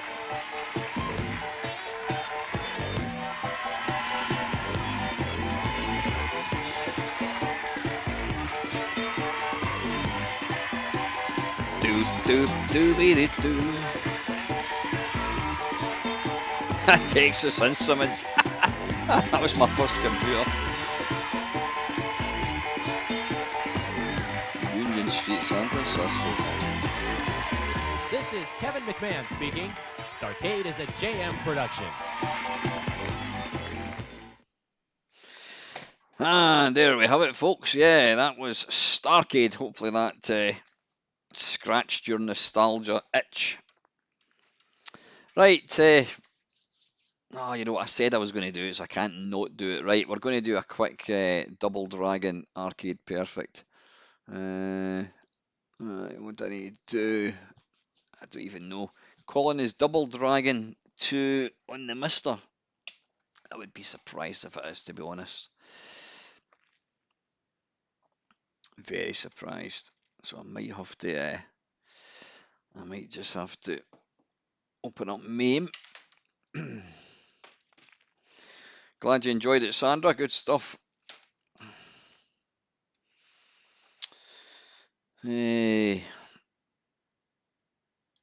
Right, let's. Oh, where's the webcam going? That's because if I put that up there, it'll appear. There we are. 1 CC. No chance. I'd be surprised if Double Dragon 2. Oh, they're there. Oh, fantastic. Great. Cheers, Colin. Right, is that plugged in? I think it is. Right. Let's. Have I ever done an Aquarius? You behave yourself, Sander. I have never done an Aquarius stream. I may. Is there a. In fact, let's just have a quick look. I'm assuming the Aquarius is here. And see, this is why the Mister's such a good thing. Is Aquarius. What was it called? Was it called something else? Something Aquarius. I'd be very. Oh, there we go. Mattel Aquarius. Yeah, that's what it looked like when you started it. Let's just see if we can get a game to load. Right, alright, there's Snafu. There we go. I may well. You know what? Sandra? I think I'll do an Aquarius stream on Sunday just for shits and giggles. There we are. Right, what we're looking for? We're looking for Double Dragon. See, that's what I love about the Mister. Just having everything's just kind of there. It's really, really good. Right, arcade.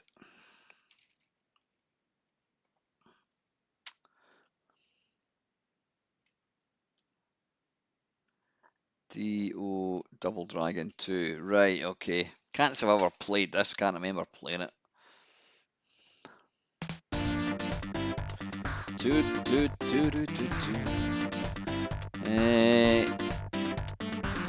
move myself off the screen a wee bit. Right, hold on, man. The first thing we need to do is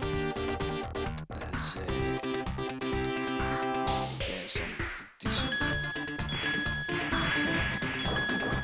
scan lines. We'll go for meat jump. There we go. That's much better.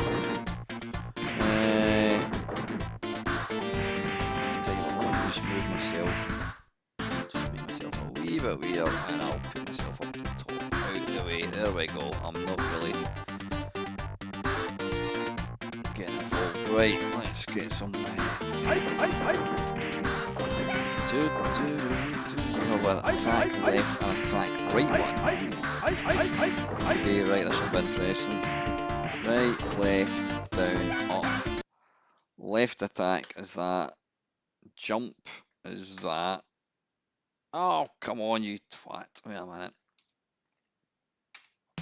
Right, left, down, up. Left, jump, right. Start, coin, core credits. Okay, right. I've never played this, so I'm getting my excuses in nice and early. Okay.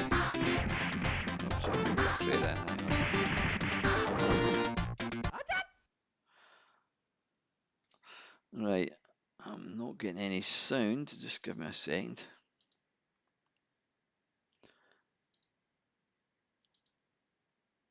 We're not getting any sound.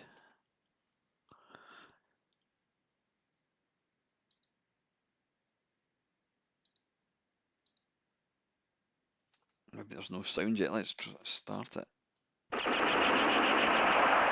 Right, I can hear sound. You guys can't hear sound.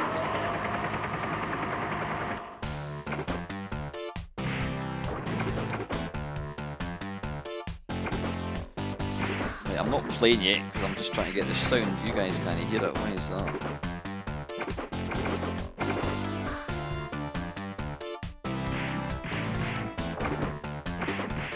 How can I hear the sound but you guys can't?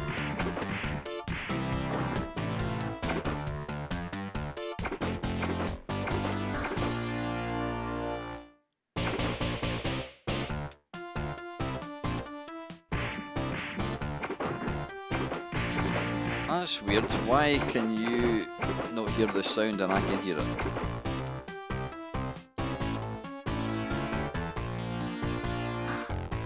Go it set to... You can hear the sound. Ah, you know what it is? Ah, right. Sorry, it's because I have got two... Right, it's probably a bit loud actually. There we go.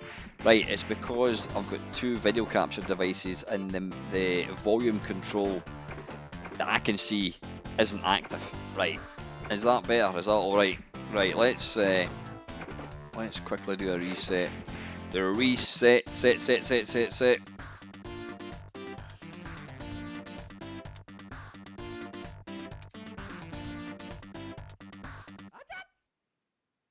That is straight from Kung Fu Master.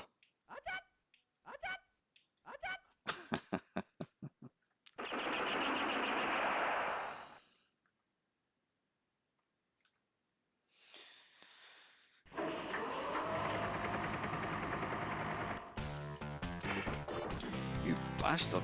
Right.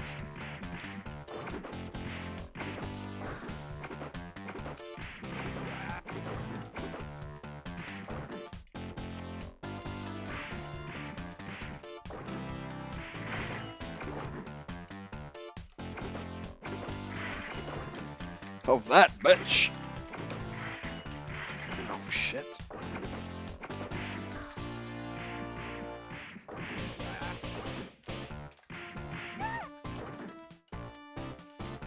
How you doing, Brian?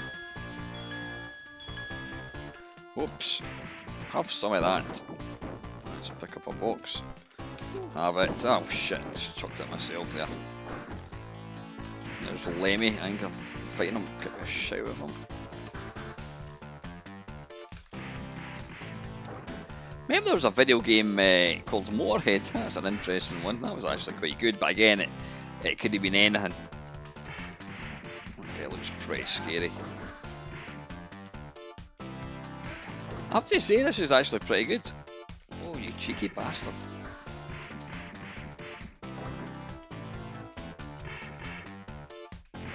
Looks like they clashed heads there, I think.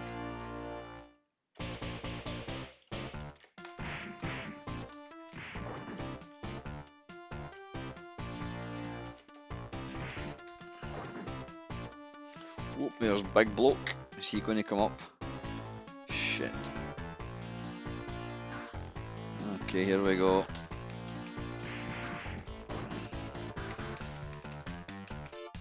Oh, wait a minute, we can probably jump. Yeah, there we go. Jump, yeehaw. Have some of that. And again. And again. Oops.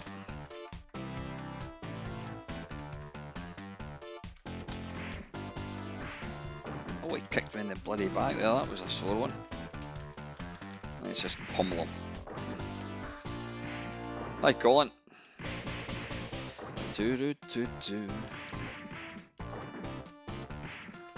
Come on.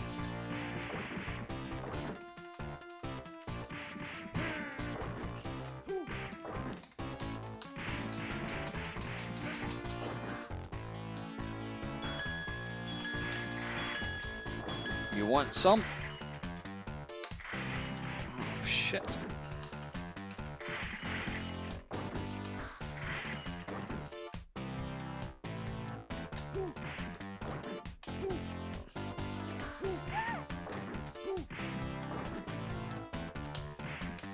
Come on. Oh, maybe you've got to press the thing. Is that game over? That's game over. Right, listen, we're going to move on. That is Double Dragon 2 on the arcade. So let's take a wee look. I'm going to assume that, well, I'm just going to guess what I think it came out on. I'm going the wrong way. Now you're getting, I've got to say you're actually getting exceptional value for money tonight, because you're not only getting, I'm going to go full screen, you're not only getting a Friday Waffle, you're getting an Arcade Perfect one, my arse, and a Watch with Mainmeister, all for the price of fuck all. Right, anyway, let's get back to Back to that, Mr. Full Screen. I've gone there. Let's get my face on the screen. Right, we want to go up here, and then we want to come down to computer. And I don't think it came out in Electron. Let's just go for the Amiga because we're going to go in order. That's probably the easiest way to do it. Colin, could you possibly give me the link to the new version of this, please? Could you maybe send me the link in Discord? Maybe private message or something. That would be wonderful. Yeah, what's better than a Friday night than watching Main Meister fumble about with games? Right, what we're looking for? We're going to look for Double Dragon. If you don't mind, Colin, that would be exceptional. Double Dragon 2, okay. Looks nice.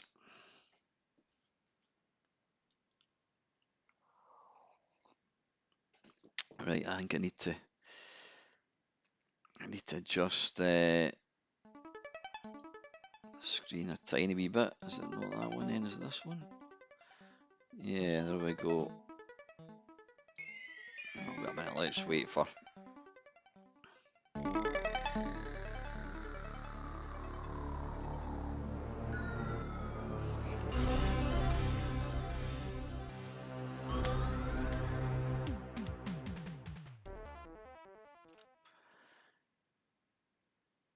Just wait for the actual screen to come up so we can actually.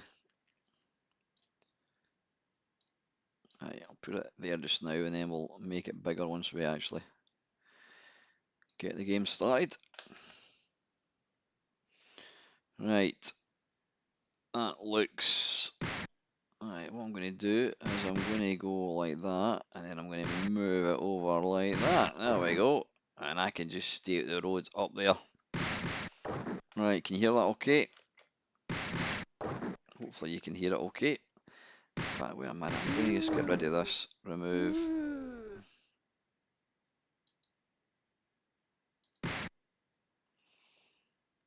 Right.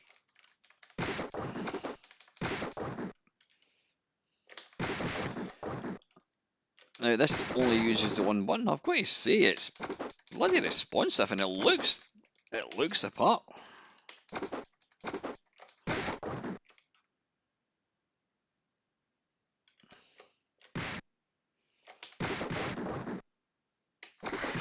This actually plays really, really well.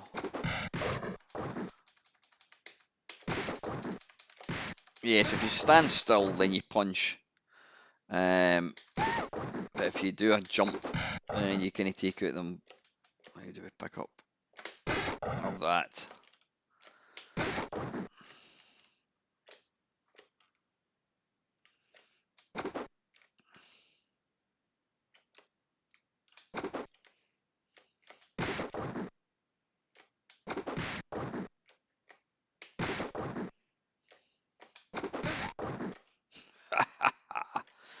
Alright, I don't really know why we bother going up here because all we're going to do is fall down. Right, where's the big dude? Oh, there he is. We'll take this guy out if we can. Oh, he's kicked him in the balls.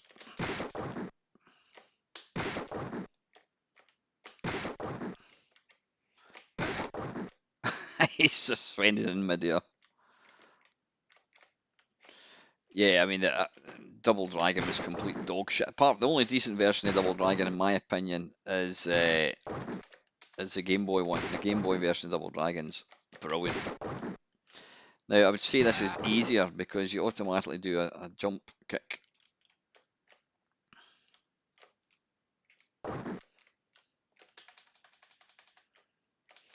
It's easier than the arcade, definitely.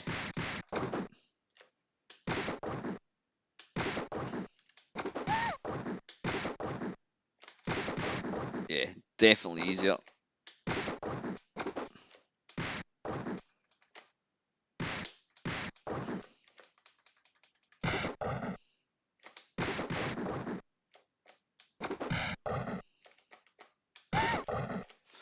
Oh, was that a knife?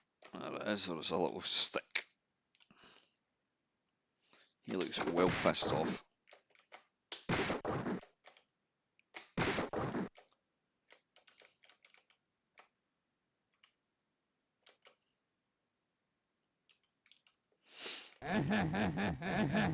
Bloody hell, it's what's his face? It's Tom Hardy.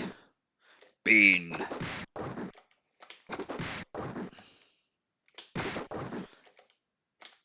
I would probably say it's too easy. Because they're just not getting a bloody he's just not getting a punch on at all.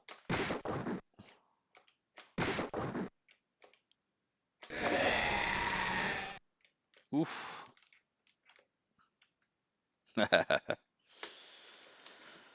Right, I think, well, we'll play a wee bit of this level. Jesus, it's Jason Momoa. Oof, grenades, that's getting nasty. Getting a bit personal. Yeah, I mean, you're able to kind of take them all out. Right, it's not like Final Fight where you can actually destroy stuff. Oh, there he is.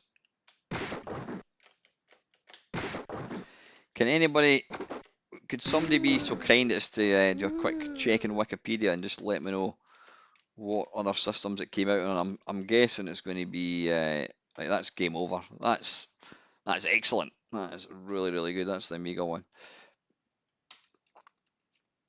Oh, I like that. That's nice. Right, Amstrad.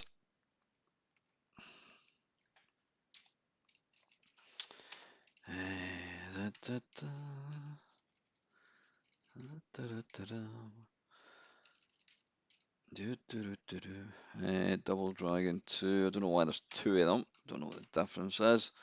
What did that say? 128. Cat.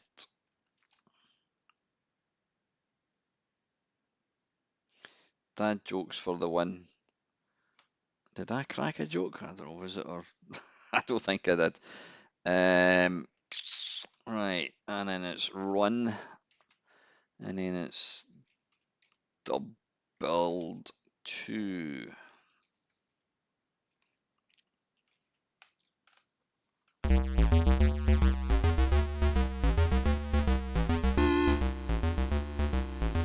Da-da-da.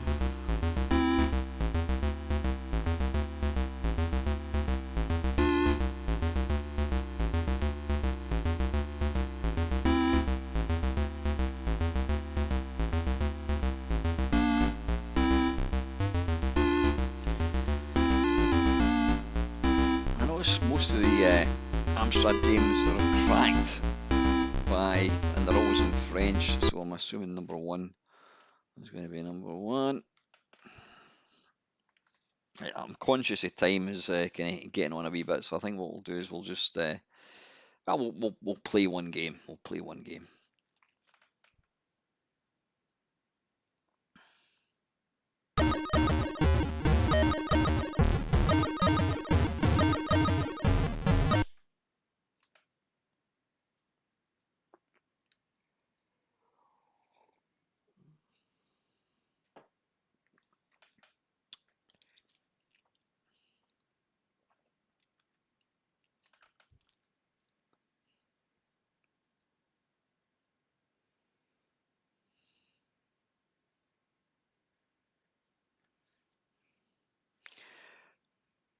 Bloody hell, right, there's quite a few more.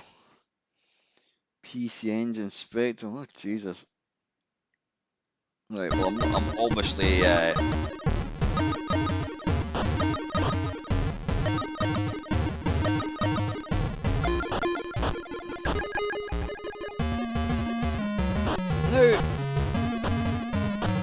I'll be honest, it's graphics are pretty good, look at them. And it's not moving at a snail pace, it's actually playing alright. Right, I'm going to just play either one game or the end of the first level because, yeah, we've got quite a few more than I thought. How's the sound? How do you pick that thing up?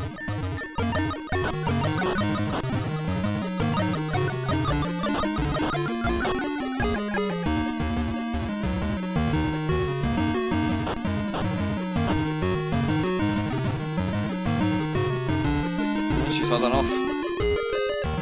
Oh shit, she's just meant to get a bloody whip.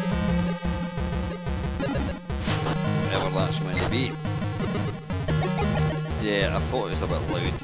I'll just turn it down a little bit. How's that?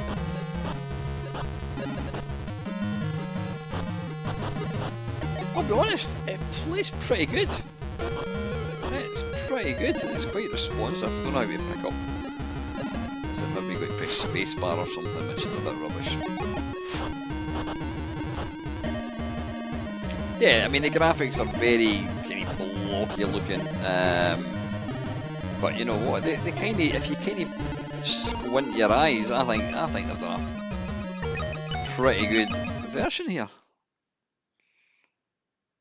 Oh, what's happened there? Is it loading? Oh, it is loading. Yeah, it looks like the Amiga, the arcade one, but just pixely.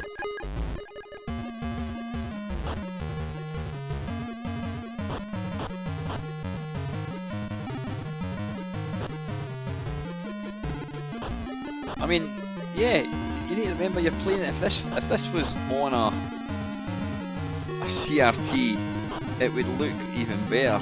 So it kind of blur in, but yeah, I'm impressed. Nice use of colour on the Amstrad.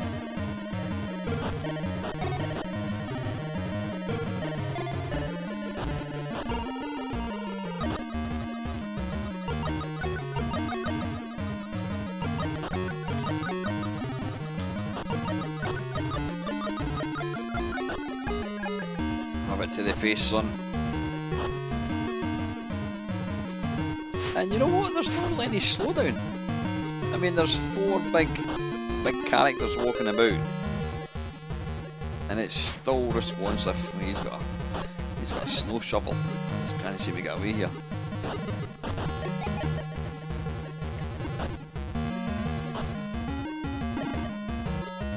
Oh, so I don't think there's a lot of slowdown. It's certainly not noticeable. I would expect slowdown.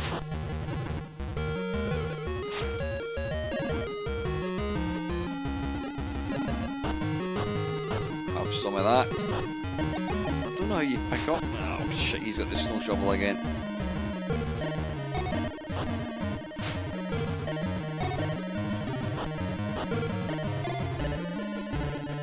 He's biding his time.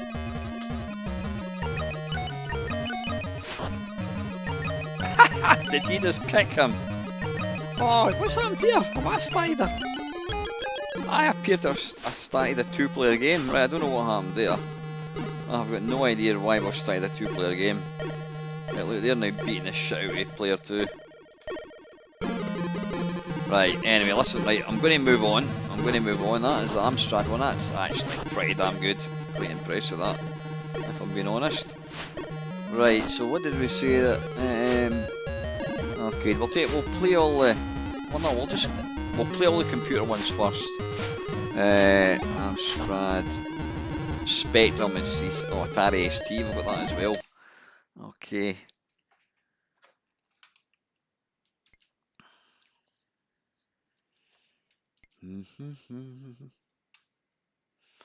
Right, Double Dragon. Where are we?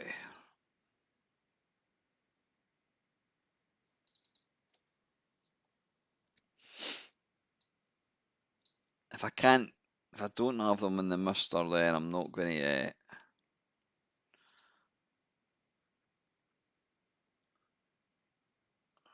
Dio double. I'm guessing that's going to be the first one.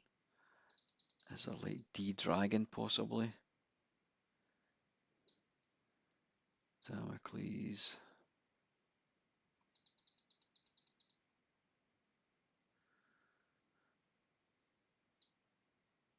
I wonder. Oh no, it's Dragon. That Dragon's Lair. And that'll be Double Dragon. That's probably the first one. Dragon Ninja, Dragon Breed, Dragon.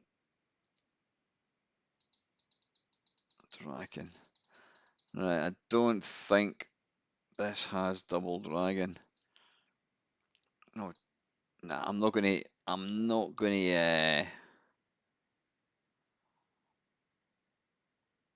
It is. It's a bit like multicoloured swap shop tonight, Vimster.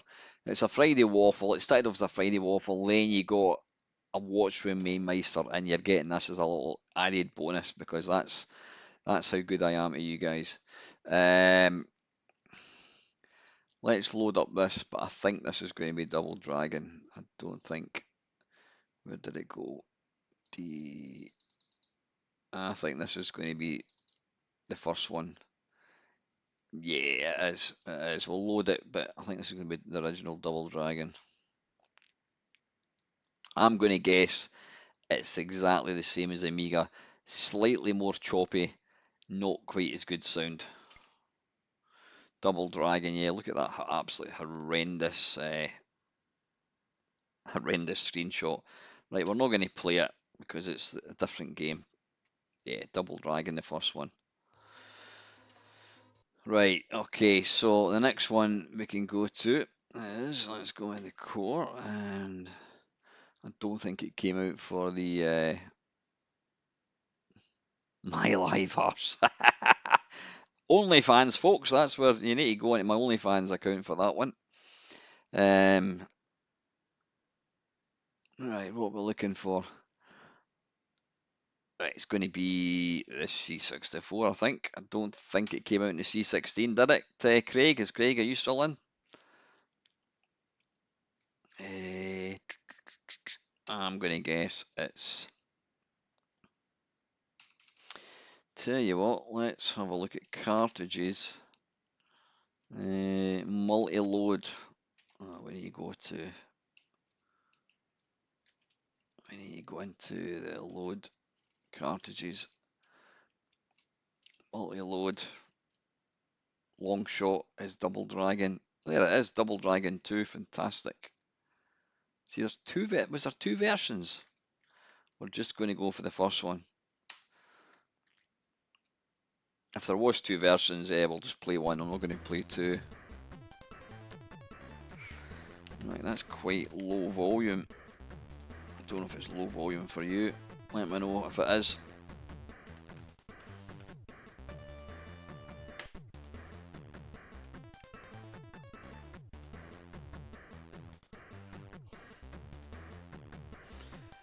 You lose one load.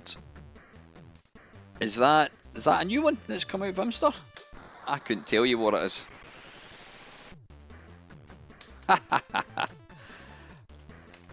Oh god, there's a lot of glitching going on there, folks. Right, first impressions was why they just used dwarfs. But you know what? They're using the sort of hardware to the best way.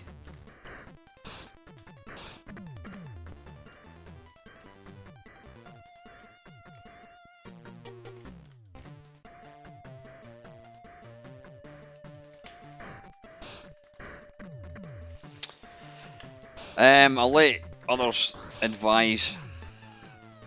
See, I would still say even at 300 quid or whatever, it's absolutely worth it.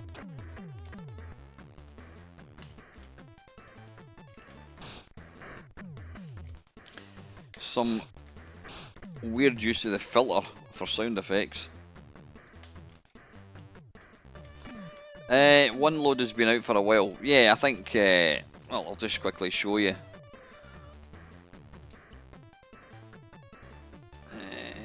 Yeah, that's one load. Where are they? Yeah, one load cartridges. I've got all them, yeah. Every single game you could possibly think of. I don't know what version that is, but it's got every game I want to play.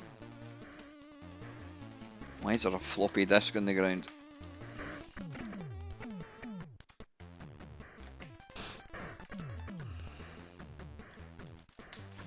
Oh, the Mister's exceptional. Trust me in that. Trust me in that. You'll never regret getting a Mister. If you like playing these old games, I mean, you saw how easy it was, like, just to fire up an Aquarius emulator. It's just, boom, it's just there. And the thing is, you're not running. I know, yeah, it is technically an emulator, but when you load it up, it's just like switching the computer on. You've got to figure out how to load a game. You saw when I loaded the Amstrad, I had to actually type in cat and then run. So it's like having real hardware.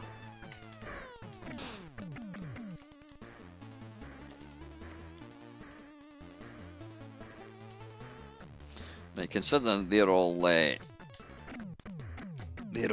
like his mullet, by the way. Considering they're midgets, it means the big guy comes out, he'll just be average size.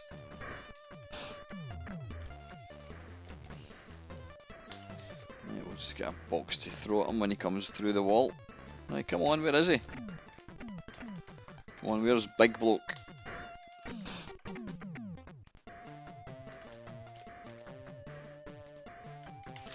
Oh, I'm a wee bit disappointed that the big guy's not there.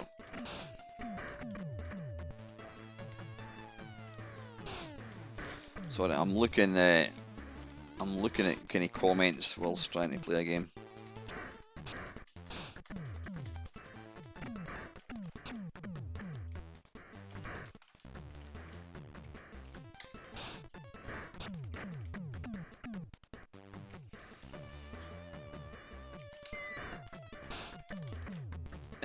Interesting choice of kind of how to do sound effects using the filter. Weird. Actually, that baddie looks like the wee lassie that was on Starcade earlier on. Right, well, tell you what. I contradict myself all the time, but anyway, let's go to that. And then what we'll do is we'll try this one, see what the difference is. There might not be a difference, but I'm intrigued as to why there's two. Oh, that's Double Dragon 3. Right, that's fine. So we know what Double Dragon is. Okay, right, the next one. Played Amiga, like 20. It's going to be, I think,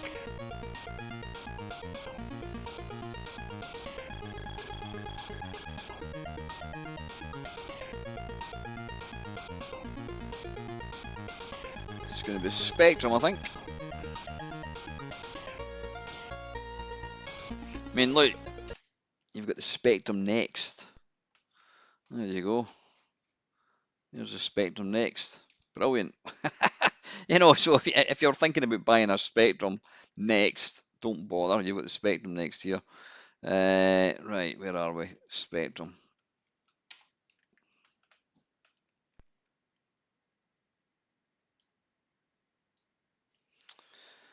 Right, tape loader.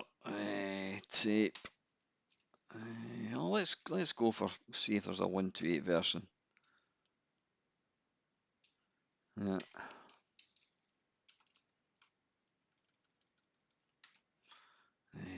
Let's try in here. Discs. Double Dragon 2. There we go. Oh, hang on. Right, what I want to do, and this is how easy it is to actually do it. You go down to hardware, and then I pick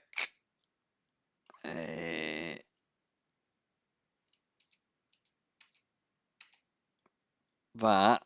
I pick +3 back, reset, and we've now got a +3, and then we go to disk, and then we go to Double Dragon.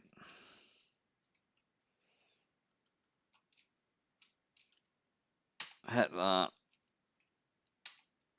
and then I think you just press enter.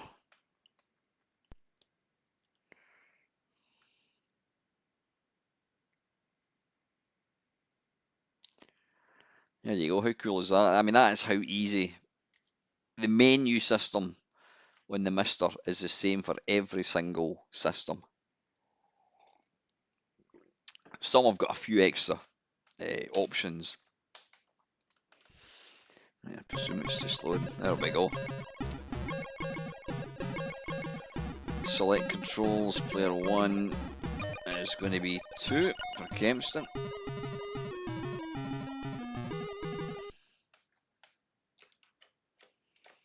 Oh, good God, you play as Gary Glitter. Look at you.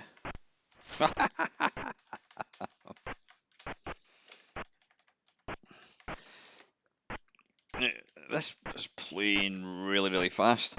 I don't know, is this...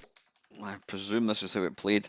This reminds me, do you remember if you're a kid of a certain age, of the 70s, when your mum bought Weetabix, you got these little cardboard cutouts of Doctor Who, the Daleks and what have you. That's what these look like. It looks like this, the graphics in this have been made with little cardboard cutouts. I don't like the speed of it. I don't like the speed of it. It's just a bit too fast. Well, at least it's got the big guy, which is more than can be said for the C64 one. Some interesting sound effects. How do we pick that up? There we go. Let's go up here anyway. Yeah, we'll go up. Can we get up there? Oh, apparently not. It doesn't let us go up the ladder. That's interesting. Is the big bloke going to come through the wall? Nope.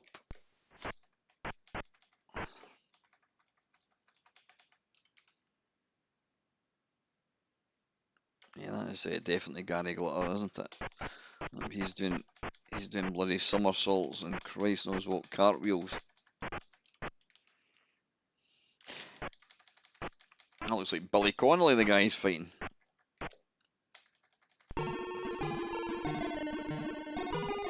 Right, where's he going? Oh, he's got to the end of the level. Turn over, press fire. Now this is how easy it is. F12, disc, side 2, enter. Boom. This is where I look stupid when it doesn't work. There we go. Yeah, that's how simple it is to change discs.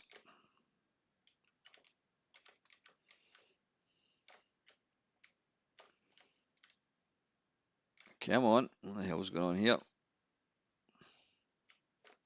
Ah, it's this way, right? Okay. Oh, he's throwing a large digestive biscuit at me.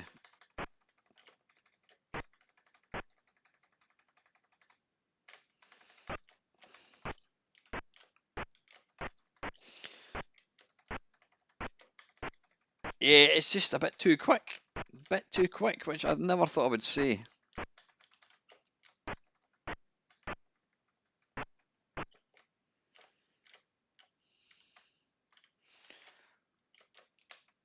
Oh, hang on. How'd you get up? You can go. Oh, you can go up that, all right. Right. Anyway, listen. We need to. It is getting late. Let's. That's a Spectrum one, right? I think that's all the computer ones. Well, wait a wee minute. We'll just have one quick look. See if we can.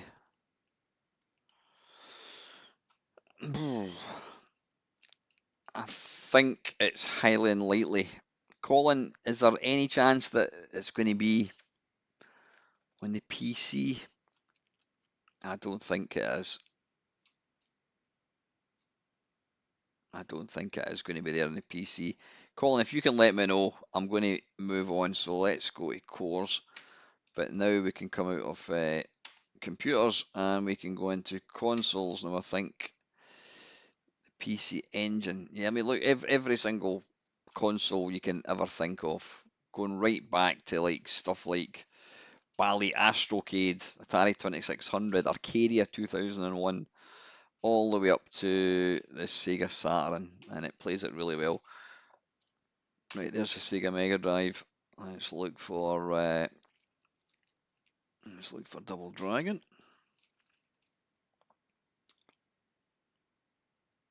I'll let if that's all right, Colin. I'll play these ones first, and then if you can have a quick look, see if there's any easy way to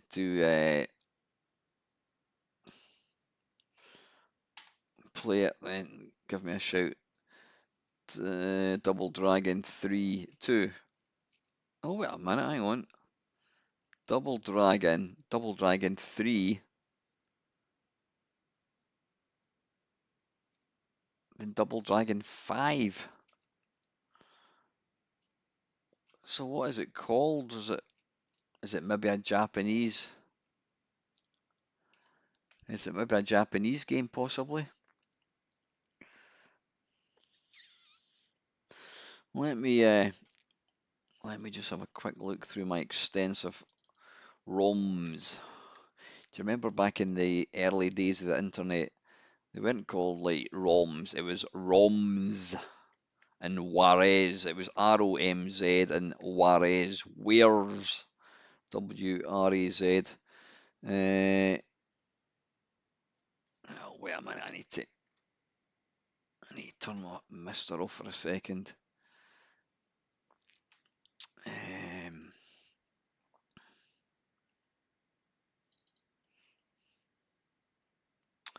I'm looking for Sega Mega Drive. Let's have a look.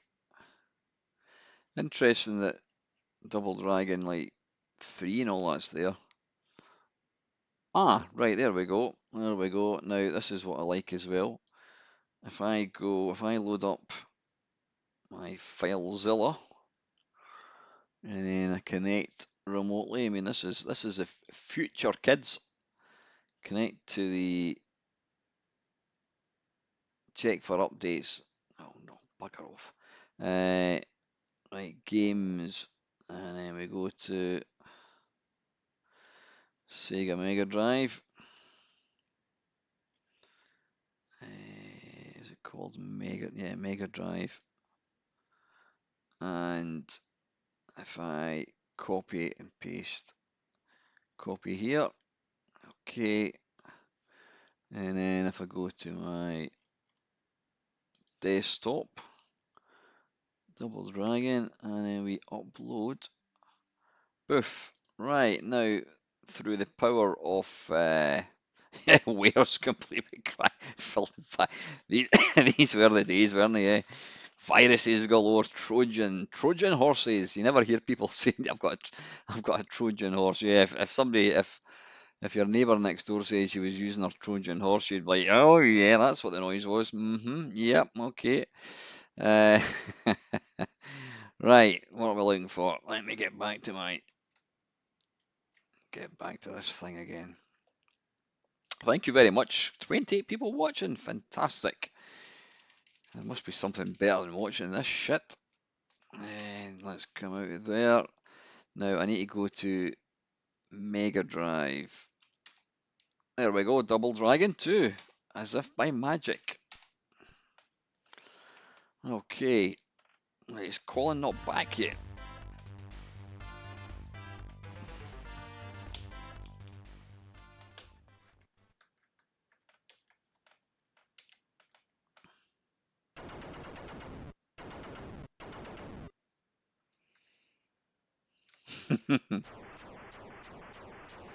Right, now is this going to replicate? Yeah, it looks like it is. What a thing. Wait a minute, is it? I'm trying to figure out. Yeah, I think it does use the two kind of buttons left and right. Now this is A1, isn't it? Christ, A1 was one of the bloody boy bands, wasn't it? That I was talking about earlier on. How you doing, Lucosa? You're only here while you're waiting for your vid to save. Oh, you've not got long anyway. Right, have some of that. Trying to think if you've missed anything. What did we watch? We watched Starcade. I did a small waffle, and then we've just been playing Double Dragon. A sort of yeah, Double Dragon Arcade Perfect. And to be fair, they've all been pretty bloody good. I mean, I'm not a huge. I don't really like these games. I just think they're too kind of button mashy for my liking. I don't think there's a lot of skill in them. But I've been pretty damned impressed with the versions. C64 one. In fact, I'll save my summary till the very end. But as expected, this one is up there. I would say you've not really missed very much. But 26 people can't be wrong, so there you go. Obviously, people that can't afford Netflix. Come on, I can't help. Right, yeah, we're not going to bother. I'm not going to bother playing what do you call it? I'm not going to bother playing the DOS one. Have some of that. Why did she die? He die. Right, let's. There we go. There we go. Have some of that. Oh, I can't seem to use that. Is it? So wait a minute. Wait a minute. Wait a minute. Am I? Oh, this is the Mega Drive one. Of course it is. Right. I'm forgetting. Yeah, I'm thinking this is the. I'm thinking this is the Amiga one. Yeah. So you've got a jump. Can we go up there? Why can't we go up there? Yeah, that's broken. There's big bloke. Right, let's try some kicks to the bollocks. Have some of that. Right, pick that up. Oh shit.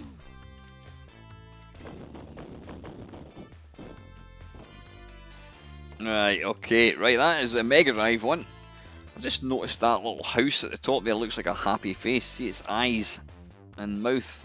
Well, can you see that? No, you can't see that. Of course you can't. Right, that's the Mega Drive. Right, I think we've got one more version, folks, and then it's summary time.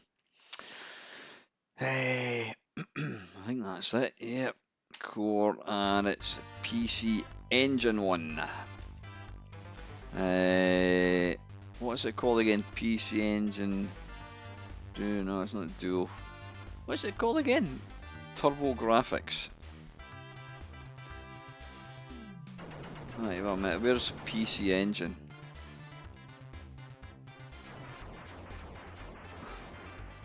Right, what's it called? What's the PC Engine called? Valley CDI.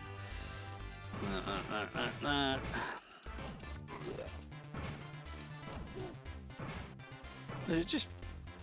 Where's the PC Engine? What's it called? Turbo Graphics. Oh, that's what I thought it was. Right, where is it? Is it? Right, let's go into PC Engine. I thought maybe it is all this. I don't know. Turbo Graphics. Right. Okay. I think right. I think this is kind of one shoe fits all, so to speak. Right. There's Double Dragon there. Please be there. Drag. Is it? No, Double Dungeon. Aye, bollocks. Right, okay, we don't appear to have Double Dragon. Let me have a quick swatch, as they say, in my extensive ROMs folder thing.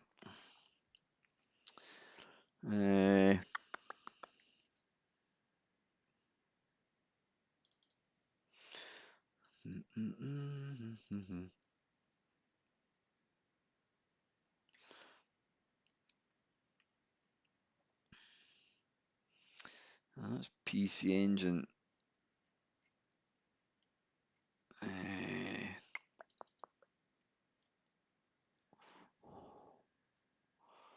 Let me just check in one last place before we give up. Turbo Graphics. Has it got Double Dragon 2? No, it doesn't. It might, you know what? It might be called. It's probably called something completely different, which I don't have, unfortunately. So, right, okay, folks. Well, what we're going to have to do is, I'll tell you what I normally do. I'll get the arcade one back up, and then we shall do a little recap thing. Core. Let's go back to that arcade.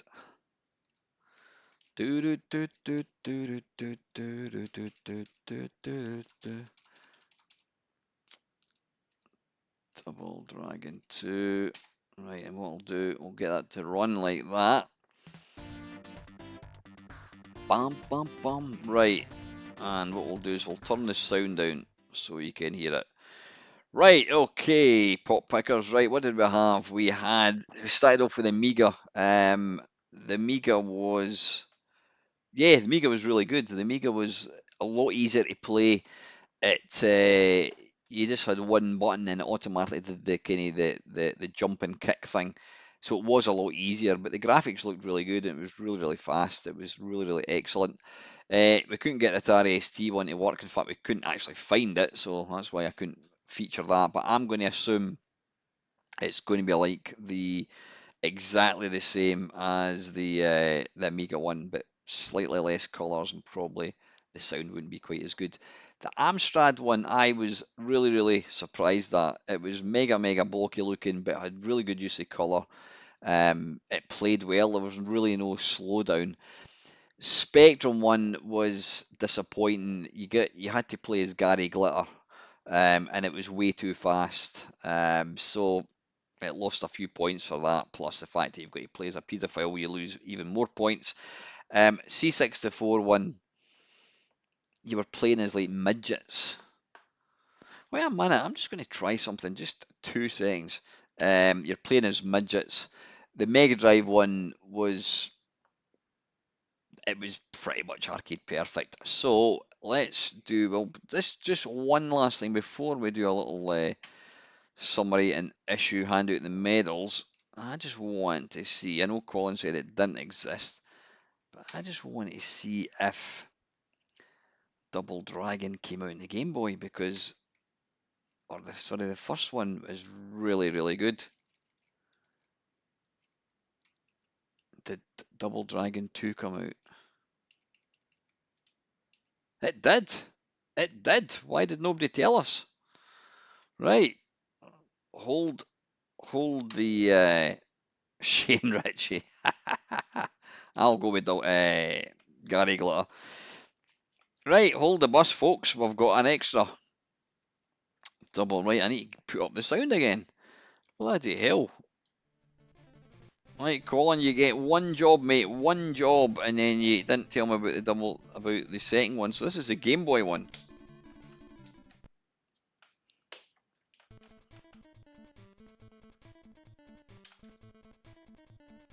I mean, you've even got a little cutscene. Right, wait a minute. Right, where is the button? Right.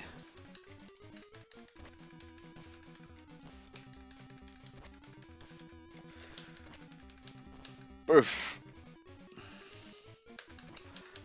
Yeah, I must admit, I've looked at Wikipedia in the past, and right, so that punches, that kicks.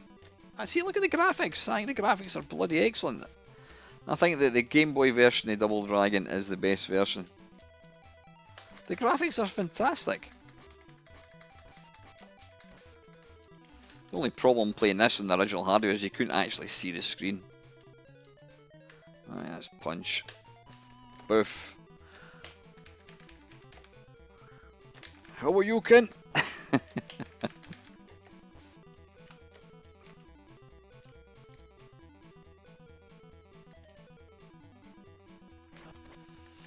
There's Walter White with his baseball cap, and there's the guy out of what's his face? The Walking Dead, Daryl, yeah, with his kind of greasy hair. It's either Walter White or Indiana Jones.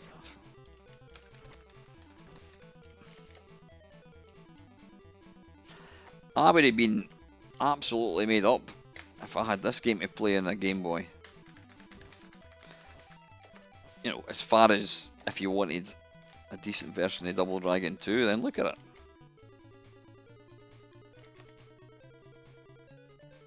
It may not stick exactly to the arcade one. I mean, the levels is a bit different.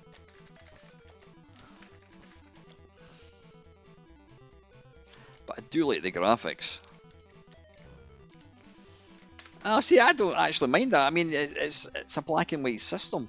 I think the shading on it's is great. I mean, if this was filled in colour, by Christ, it'd be like, I'm not going to say arcade perfect, but graphics are fantastic. And you've got 2 players, so I presume you could do a bit of link up. Oops, something's happening.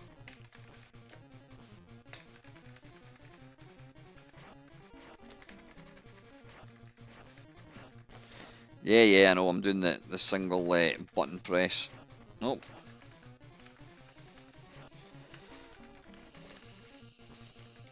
So I'm starting to wonder where there are other versions. Do they come out for the Master System, possibly? I don't know. NES, maybe? I think we'll have a quick look before we call it a day. Christ, we've been going at this now for 2.5 hours. I thought it was going to be an hour's tops. Don't ever come back and greet and say you don't get value for money with my videos. Oh, there's a boxer dude.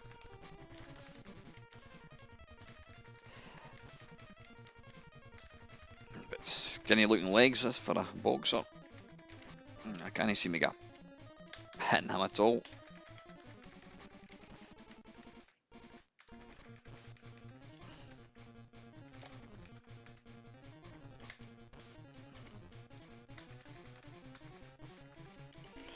Right, let's call it a day with that. Let's have a quick, very, very quick look, just in case.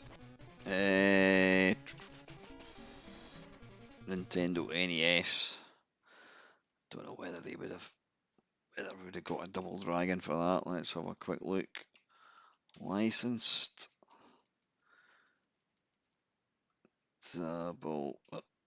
Double Dragon 3, Double Dragon 2, bloody hell, there's another one. God, that Wikipedia is completely broken, folks. Utterly, utterly, utterly broken. Don't trust it as far as you could throw it. Right, we're never going to get finished at this rate. Let's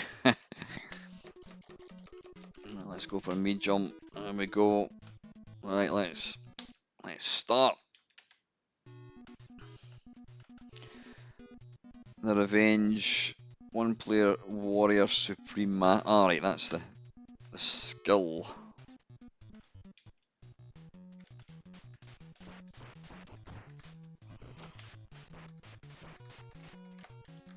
Alright, I'm just trying to figure out the buttons here. Right, there was only 2 buttons on the NES controllers, so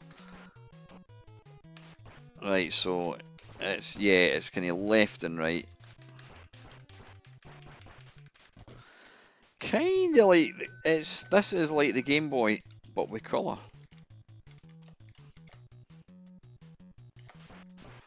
I'm bloody terrified that there's a C16 version of this now.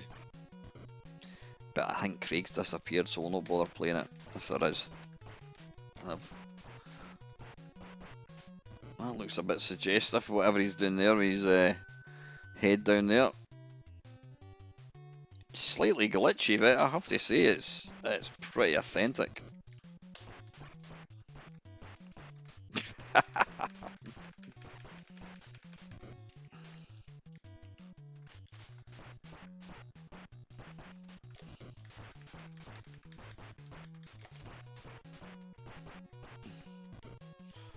don't know what he's doing when he's got the head underneath. Telling us to go up. Right, so it's slightly different layout again from the arcade. Up here, I think.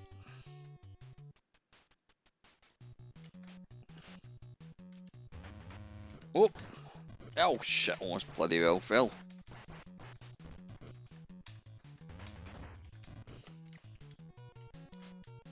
How do we get up there? Well, we press 2 fire buttons to jump. Oh, you bastard.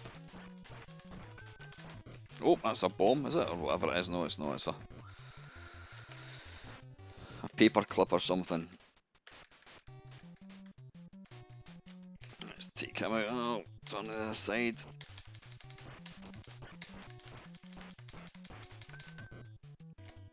Pick up that. Up the ladder.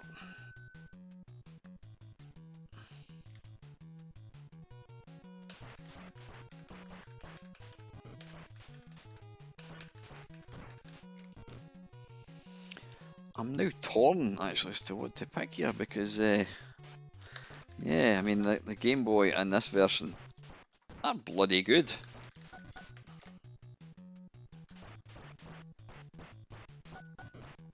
I like how he just stands and waits his turn.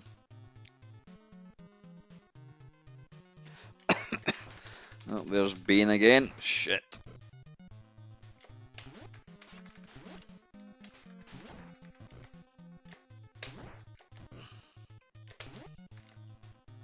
No, shit, he's got me by the bloody throat.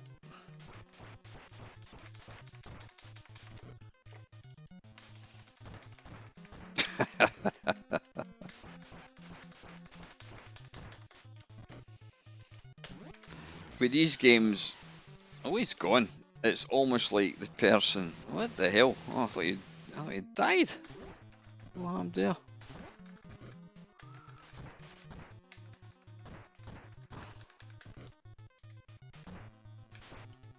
Yeah, Kevin's alive and kicking. Yeah, he was. I think he was on my stream a couple of weeks ago. Kevin's doing all right.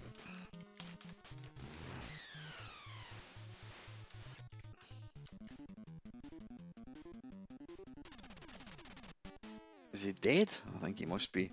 Right, listen, it's getting late. I've got to take the dogs out for a walk. Let's just do. I'm terrified to actually check now.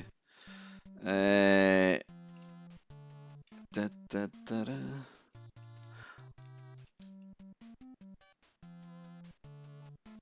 It's not going to be.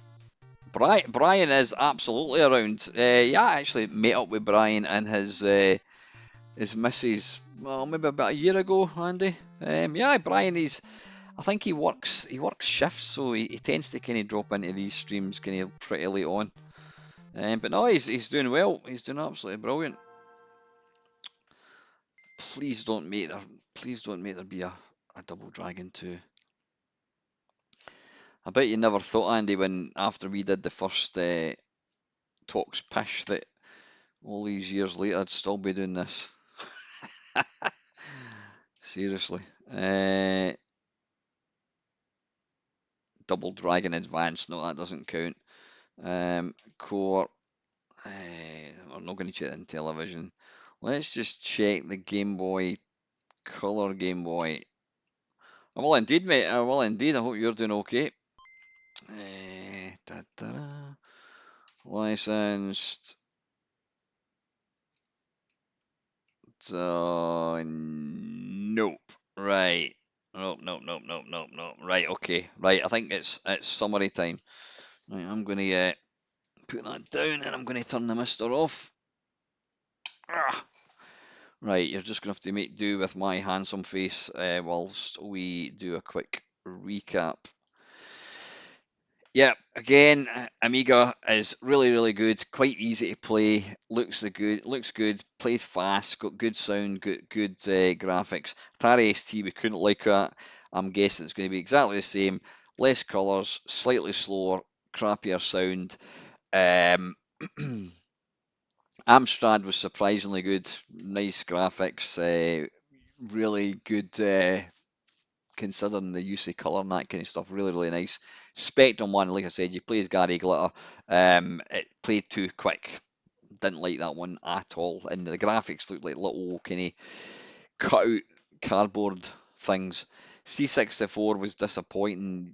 I don't know why you played as little dwarfs instead of proper characters. I mean, I know they've tried to kind of I don't know, obviously use the sort of graphics and the hardware to kind of make it as, but even the sound was a bit rubbish. It used filters, which I didn't really like. What else? Mega Drive was Virtual Arcade perfect. The Game Boy one was really good. Really impressed with that. It's not it's not authentic. I've got to take a few points off both the NES and the Game Boy because they weren't loyal to the arcade one. I know it sounds harsh. If they'd stuck to the actual level layout, I would have given it more. So yeah, let me think. In third place, I'm gonna go with the not the Tar ST. I'm gonna go with the Amstrad. I thought it was bloody good. I think pound for pound, I think that was the best version considering the hardware, but it's not the best version to play, if that makes any sense. So I'm going to give the bronze medal to the Amstrad one. The silver medal is going to be the Amiga one, because it was really, really good. And then I think the gold's got to go to the Sega Mega Drive. Looked apart, it's got the three buttons, played really well. I'm excluding the Game Boy and the NES. Maybe that's why they didn't include them in the Wikipedia, because although they're called Double Dragon 2 in name, they were slightly different. So yeah, Amstrad, Amiga, and whatever it was, what was the one I gave the gold medal to? The Sega Mega Drive. So anyway, folks, listen, I'm absolutely knackered. Don't say you don't get value for money from me. You've got a triple 3-in-1. Friday special. You've had 2 hours and 44 minutes of me. I thought I was going to be finished hours ago, but we're still at it. So anyway, listen, I'm hopefully all going well. I will be along on Sunday. And thanks to Sandra, who was in earlier on, I don't know if Sandra's still watching, she asked for an Aquarius stream. So it'll probably last about 5 minutes. So have a fantastic weekend, folks. And until next time, as always, thank you very, very much for watching.